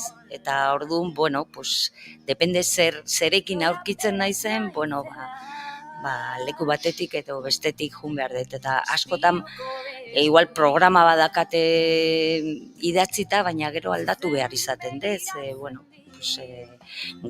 Igual ni baino gazteagoak diala, edo ni pentsatzen nun baina gazteagoak, oso gero eta gazteagoak etortzen dira, 17 urtekin, oraindik gauza asko amueblatu behar dira buruan, ez? Eta burua ondo amueblatuta auki behar duzu aktore izateko. Eta, eskolan, 3 kurtso horietan egiten duzu, arotz lana nola baita, ez da? Egiten da prozesua. Egiten da, bai. Zein dira erronka nagusiak? Gaur aurkezten duzue, denboraldi berria, bazaudeten martxan urte asko dira, muntaia mordoa, aktore asko, zuen eskolatik igarotakoak, Belen. Zein dira erronkak? Akaso erronka batzutan da, ondo gaude eta horrela jarraitu nahi dugu, hori ere izan liteke, baina baldago bestelako erronkarik, aldatu nahiko zenuketen zerbait, ambiziorik? Hombre, nik ambizioak baditut, nahi gustatuko leitzaidake, infrastruktura hobeagoak euki, nahi gustatuko litzaidake kurtsoa iraian hastea eta ekainan bukatzea, ze ordu pila bakaltzen ditugu hor. Nahi gustatuko litzaidake astelehenetik ostiralera arte izatea klaseak, baina ez 4 egun bakarrik dira, eta hori dana da dirua, presupuestoa, aurrekontuak. Orduan, ajustatu behar da gauzak eta pozik gaude daukagunarekin, ez? Hor, egiako kulturetxean gaude, gustora, oso gustora, udalak utzitako lokaletan, baina, oraindik gehiago nahiko genuke. Adibidez ez daukagu almazen bat, gauzak eta eszenografiak eta bestuarioak eta gauzak. Eskola batek behar duna guk ez daukagu. Gaude poquito de prestau, ez? Eta hori nabaritzen da.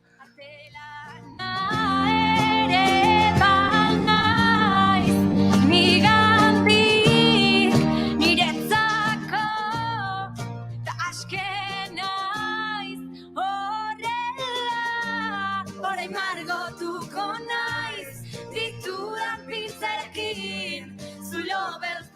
Ezpairik gabe elkarrizketa abiatu dugun ideiarekin ere amaitzen joango gara, eta da, denok ditugula gustoko euskal produkzioak, denok ditugula gustoko euskal aktoreak, izan oholtza gainean, antzokien, mikroantzerkietan, zinemaldietan, edota zinema oso txikiarentzat egoten diren espazioetan, baina horretarako beharrezkoak direla horrelako lanak, Belen eta talde guztiak egiten dituzuen lanak, beraz, segi gogor lanean, erronka horiek, pixkanaka betetzen lortzea ere opa dizuegu, kulturgintzan gabiltzanok ondo dakigu, eta saiontatik kulturgile asko igarotzen da ere, azkenean diruak ere markatzen duela, neurri batean egin daitekeena, baina, pasioarekin ordezkatzen denak ere, badauka bere meritua eta ezpairik gabe zuei pasioa, albo guztietatik ikusten zaizue, beraz, segi hor gogor lanean, Belen, eta tira, bigarren kafe hartu dugu gaur zurekin, baina izango dira kafe gehiago, hirugarrena eta laugarren hartzeko aukerak ere. Eskerrik asko. Mi esker. Gora euskal zinema eta gora euskal antzerkia.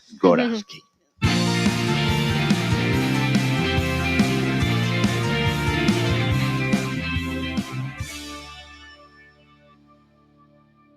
Naiz irratian, bigarren kafea.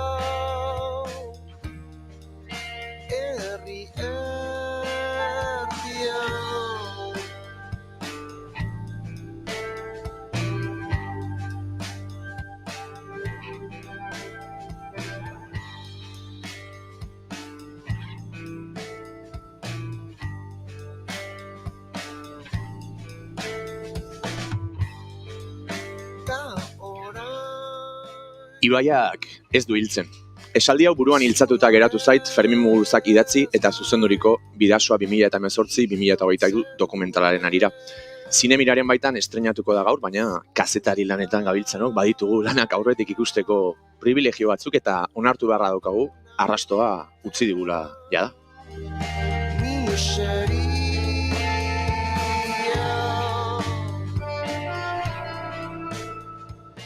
Izan ere, etxeko atarian dugu muga eta ikusezina izanagatik ez ikusiarena egiten diote askok, baina marra hiltzaileak hor darrai eta 2018ko udan Frantziak Pirineo Atlantikoko Bidasoako muga naturalaren pasagunean kontrola eta itxierak ezarri zituenetik, bi eskuak behar ditugu itota edo trenak harrapatuta hil diren pertsonak kontatzeko. Tristeki, pertsona izaera ukatzen zaie, bizi berri baten bila abiatu ziren hoiei. Eta etorkin, migrante eta bestelako hitzen atzean, ezkutatzen den ezjakintasun eta krudelkeria benetan latza da.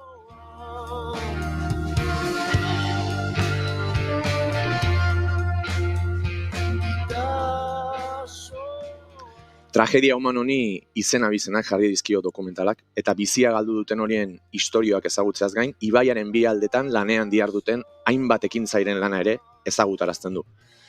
Balio dezala, pertsona hauek oroitu, omendu eta haien alde borrokan jarraitzeko. Dokumentalaren inguruan solasteko, hemen ditugu gaurkoan bigarren kafean Fermin Muguruza bera, ongi etorri, eta Gari Garaialde argazkilaria ongi etorri bioi, eta eskerrik asko gure gonbita onartzeratik.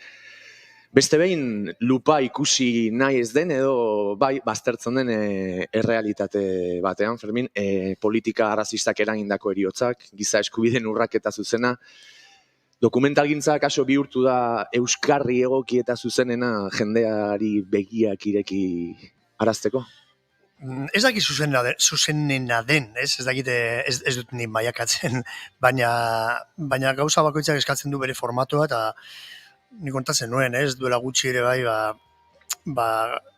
batzutan kantu bat egin izan dut, beste batzutan disko oso bat, beste batzutan dokumental bat, beste batzutan animaziozko filma, historia kontatzea gustatzen zait, eta kasu honetarako adibidez beharrezkoa ikusten nuen berriro ere dokumentalgintzara joatea.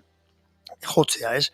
Azken finean Black Beltza Biainoa egiten ari ginela, erabat baldintzatuta zegoen hor baita ere bidasoan gertatzen ari zen guztiarekin. Azken finean, gu 2019an hasi ginen filmaia batez ere prestatzen, baina 2018an lehenengo pelikula aurkezten ari ginela bueltatu nintzela gainera hor festiloa batetikan eta topatu nituen ja gautxoriak, ez nekien lase gertatzen ari zen, nahiek azaldu zidaten, jende asko, migrante asko etortzen direla eta informazioa behar dute, gu horretarako gaude hemen, baina gero, imaginazazu ze latza lehenengo heriotza iritsi zenean, ez? Esaten genuen, gerta daiteke eta gertazen noiz eta 2021ko apirilaren 19an ni enteratu nintzela hurrengo egunean, nire urtebetetzearen egunean.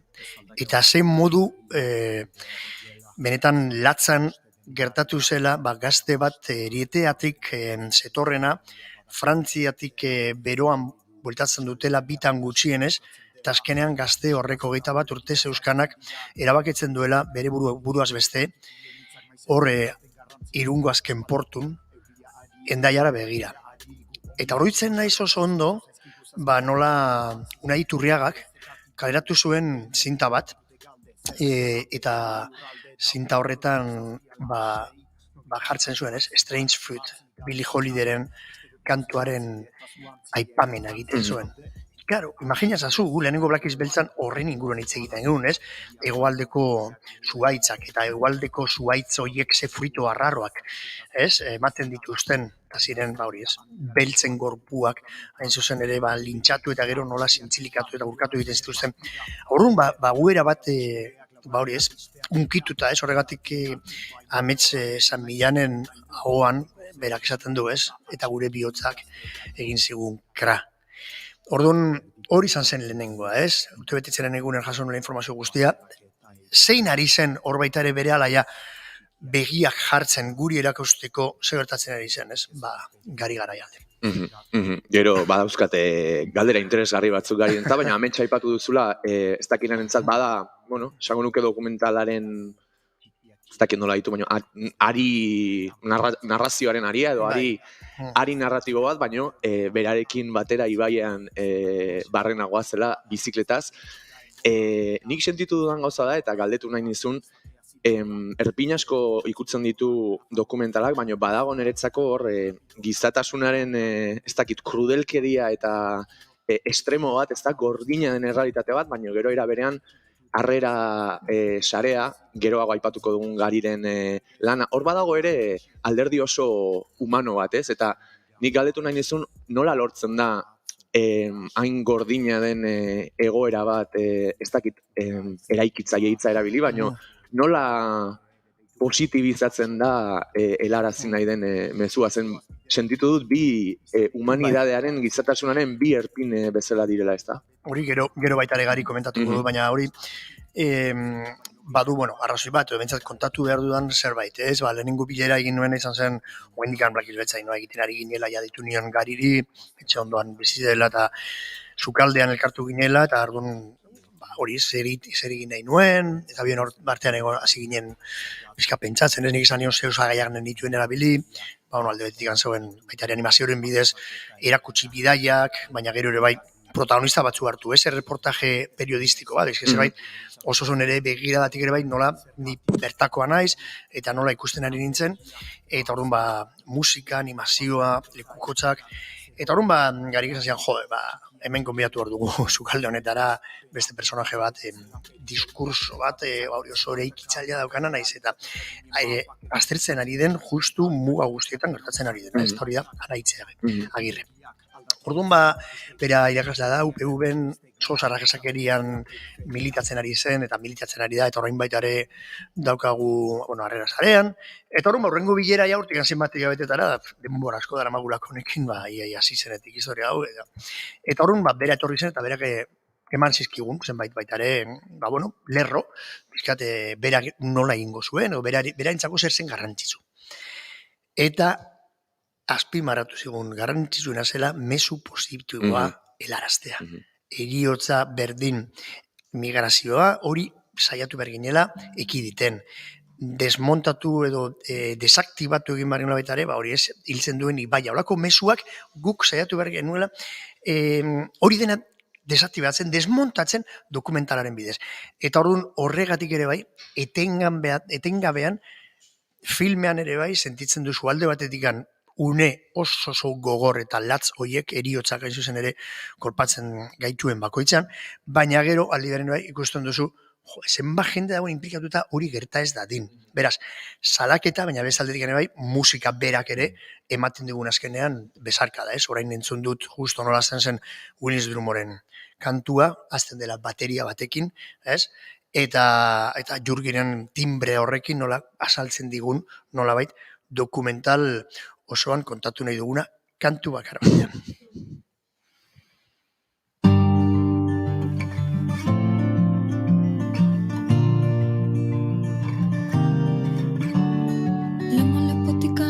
Lemolepotikan, burua. Lemolepotikan, burua. Lemolepotikan, burua. Willisen bidasoa, Eneritz Furiaken emadan, Odeiren periferiak, entzuten ari garen Olai Aintziarte bera, Fermin, musikak berak hartzen du, ezinbestean, uste dut badela, zure lanarekin ere sinaduraren parte, pixu oso esanguratsua eta mezu narratiboarekin bat egiteko konpromezu hori, ez? Bai, esan behar dena da, azkeneko lan guztietan ere bai, beste protagonista bat bezala erabiltzen dudala, eta kasu hontan gainera, fijatu ezkero, konturatuko gara, musikari guztiak, eta hor azaltzen den, entzuten dugu musika guztia, dela Bidasoako Republikan sortua. Deno gara Bidasoakoak, orain bertan Olai Aintziarte bera Hornoz Mugairekoa, Peitxi beratikan, gero Odei orain Endaian bizi dena, Willis Drummond bai iparlean bai Endaian ere urtikan ibiltzen dira, eta dut, hemen Eneritz Furiak, Sound System epatzen den, ateratzen dena, Katanga da talde bakarra Iruñakoa, baina egiten du berzio bat zuzen ere Jose Ripiaurrena, hor beti anaia presente izan dezagun edo nik izan dezadan. Eta orduan oso garrantzitsua da ere bai musika, zuten dugula batzutan zenbait lekukotzen nazien, baina protagonismo hartzen dute. Eta baita ere hor gaztelaniaz ikusko dutenak eta hola, azpitituluekin joango dira. Abesti guztien hitzake ikusleak. Claro, kontatzen digutelako baita ere historiaren inguruan bilatu ditudan kantuak, hain zuzen ere, kantu horien hitzek kontatzen digute zerbait hor azaltzen ari denaren inguruan, ez? Beraz, Bidasoako musikariok hor elkartu gara kontatzeko zenbait gauza, eta brun pelikula honi azkenan dokumental honeri emateko beste korputz bat. Netzako sonkigarria izan da, deitzen nion bakoitzari, kontatzen nion bakoitzari zer egin nahi nuen, eta ze gogokin zegoen, ez? Gaur Olai Aintziarte jarri dugu, gaur amatxirekin etorriko dela ikustera, eta ze posa zerbait egitea, impotentzia handiz bizi dugulako hau. Eta horren, badira zenbait jende implikatu dena, eta zerbait egiten ari dena, baina besteok ez dakigu ere zer egin, eta horren esan nuen, hau egin behar dugu, ez? Txapa adibidez, dela Carlos Osinaga, Peitxiren kantuan, berak gitarra jarri zituen, eta horren esan ziar, ze ondo aukeratu duzun kantu hori, ni baita ere horrela dokumental honetan parte hartzen dola. Norberak egiten du, impotentzia hortatik, otutzen zaiona, alduena, sentitzen duena, eta gari garaialdek aspaldi hartu zuen autori argazkiak egiteko. Eta ez argazkiak botatzeko edo disparatzeko mezu hori ere, uste dut badela ez, Goiuri Gartxot, dokumentalean indarrez geratzen den horietakoa begiratu, baina elkar begiratuta, errespetutik, komunikaziotik. Eta argazki horiekin badago ez, momentu bat dokumentalean zehar, non bizibiliza dezakegun euren, azken txampa horren, ibaira hurbiltze horren, zati bat, baina batez ere sortzen da, argazkilariaren ikuspegitik komunikazio oso berezi bat ez gari? Bai, nik esan urte betik eskatu izan hau ni migrazioak, migrazio ilegalak edo ilegalizatutako migrazio horrek, eta baino beti gendun oso urruti, ez da, izan daiteke Melilla, izan daiteke, Kios eta Lesbosekoak ere asko unkitu gintun, baino beti han ikusten gendun. Eta ez nekien nik oso ondo nola heldu horri. eta egia da, 2018ko uztailan amaieran edo ezakit oso ondo uztailan amaiera abuztua hasiera izan zen, ian ere arazo bera gendula ohartu ginenean, ze esan behar dugu ere, batzutan esaten du, hau 2018an hasi zen, ez zen 2018an hasi, 2018an hori zegoela konturatu egin ginen, egon zielako beraien egoera okertu egin zuten gauzatxo batzuk edo, esan hau da momentua, ikusteko, ikasteko guzti hau zer den eta nola den. Eta nik argi nuen, 1000 aldiz egin behar izan dut lanagatik iritsi, bihargazi egin eta ospa.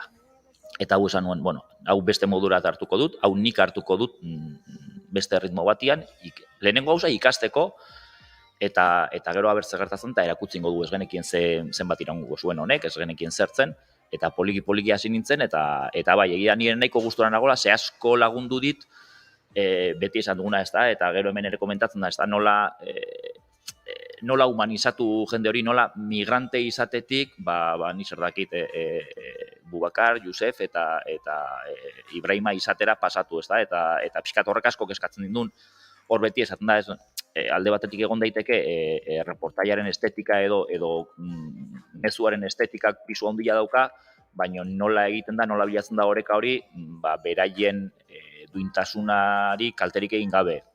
Nola erakusten ditut nik beraien arpegiak, baino arpegi horren erakusteak, beraiek adibidez daukatek eska handia, mugak zeharkatzerakoan poliziak ezagutuko ote ditun.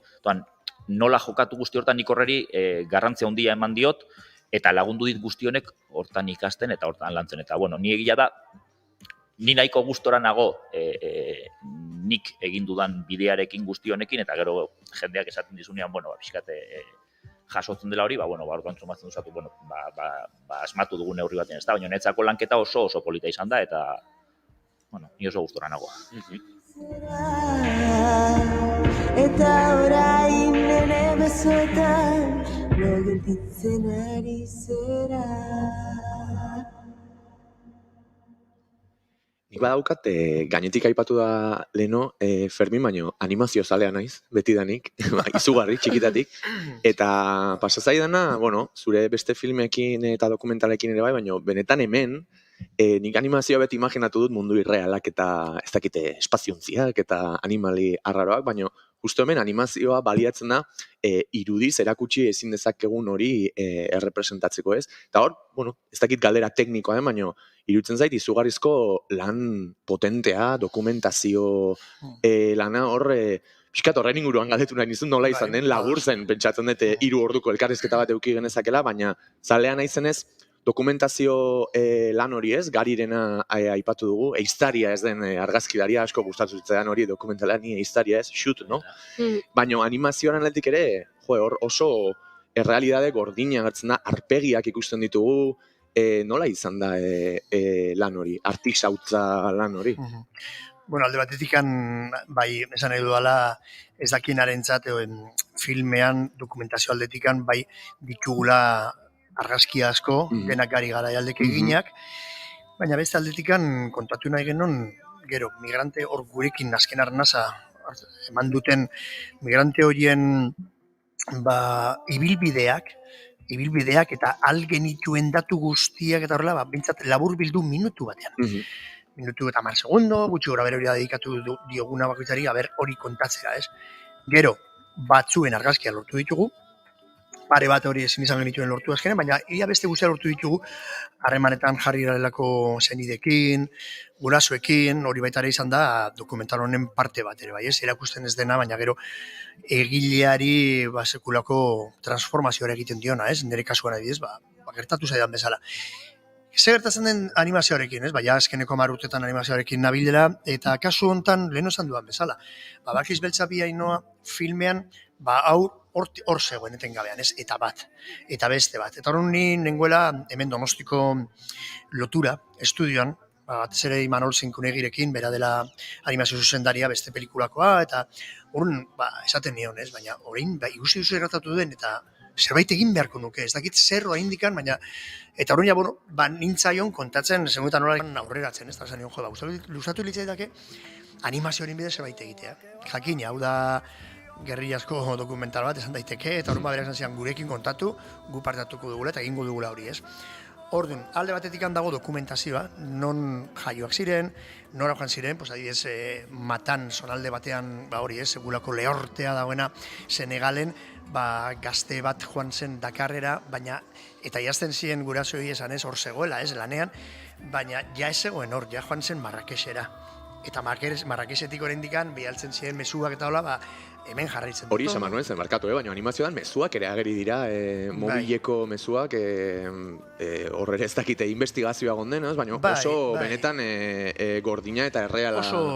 Oso latxa zen guretzako batean enteratzea, kasu horretan adibidez hori ez nola, engainatzen zituen gurasoak, baina dirua bidaltzeko alik eta gehien laguntzeko Zonalberten porrezia handia dagoelako Senegalen, ez? Eta justo bere urte betitzeko mezu horiek.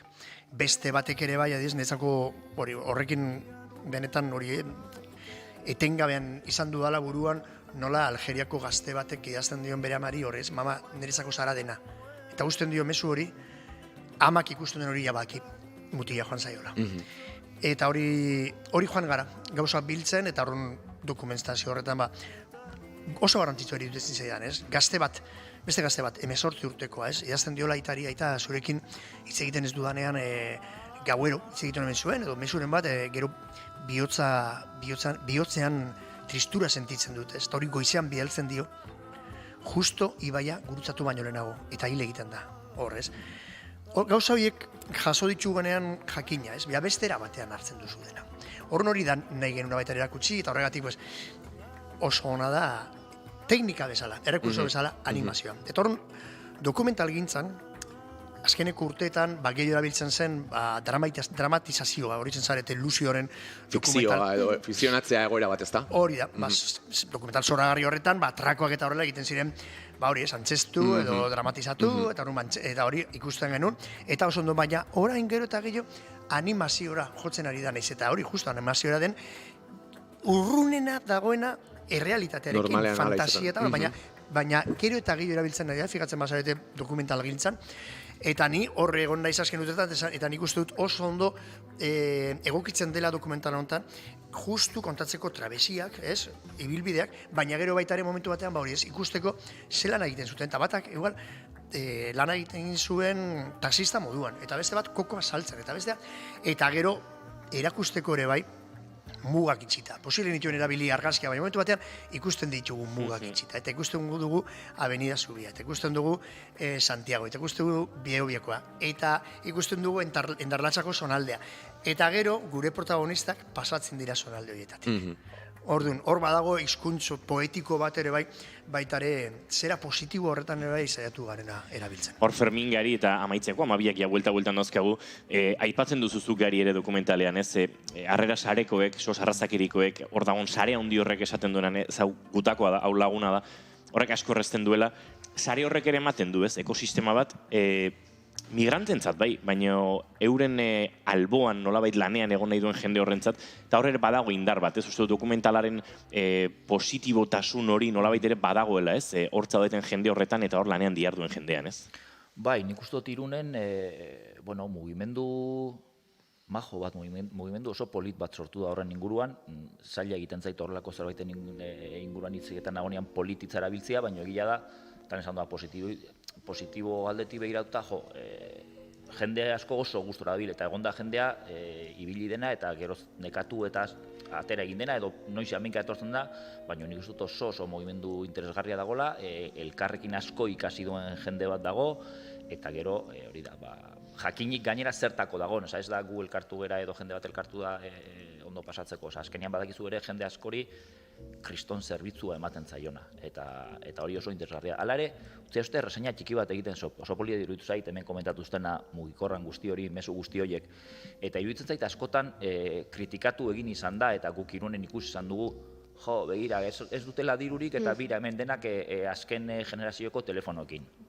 Gezurra da azken generaziokoak direla, gehienak dituzte askotan harrera sareak emandako telefonak edo beraiek bigarren eskuko dintan erostako telefonak, baina ez dugu ahaztu behar ze herramienta garrantzitsua den beraientzako. Bai atzera begira, familiakin kontaktatzeko, bada jendia 14-15 urteko neskamutilak etxea utzi dutenak eta 2 urte edo 3 urte egon dira etxetik kanpo, eta gurasoekin kontaktatzeko eta etorkizunarekin kontaktatzeko, ez da? Osa, iritsi nahi duten leku hortan duten beste lagun, beste osaba edo Irungo Harrera sarearekin kontaktatzeko. Orduan, asko kritikatzen da telefonoaren, eske biragok ere telefonoakin, ez lirateke ezer izango telefonori gabetan. Uste oso garrantzituela, mezu horiek ere, horiek bizitza dire, bai beraientzako eta batez ere atzian gelditu diren guraso horientzako, eta nik uste hortan beste modu batera begiratzen ere ikasi behar dugula. Eguerdiko 12ak ditugu eta informatiboetako lankideiari garaia segunduak lapurtzen, baina hemendik eskerrak eman da aldez horretik, eskerrak zuei ere, Gari eta Fermin, arratsaldean konzentrazioa, proiekzioa, estrenua, izan dezala dokumentalak bidea, baina lehenengo mugarri honetan izan dezala beharrezko arrakasta, beharrezko osnarketarako espazioa, eta batez ere zinemak eta dokumentalak eraldaketarako duten espazio horretan behar bezalako eragina. Fermin, Gari, mila esker, eta egurra eta kakapila. Eskerrik asko zuei. Gartxot Goiuri, bihar arte. Entzule bagoaz ondo izan, agur!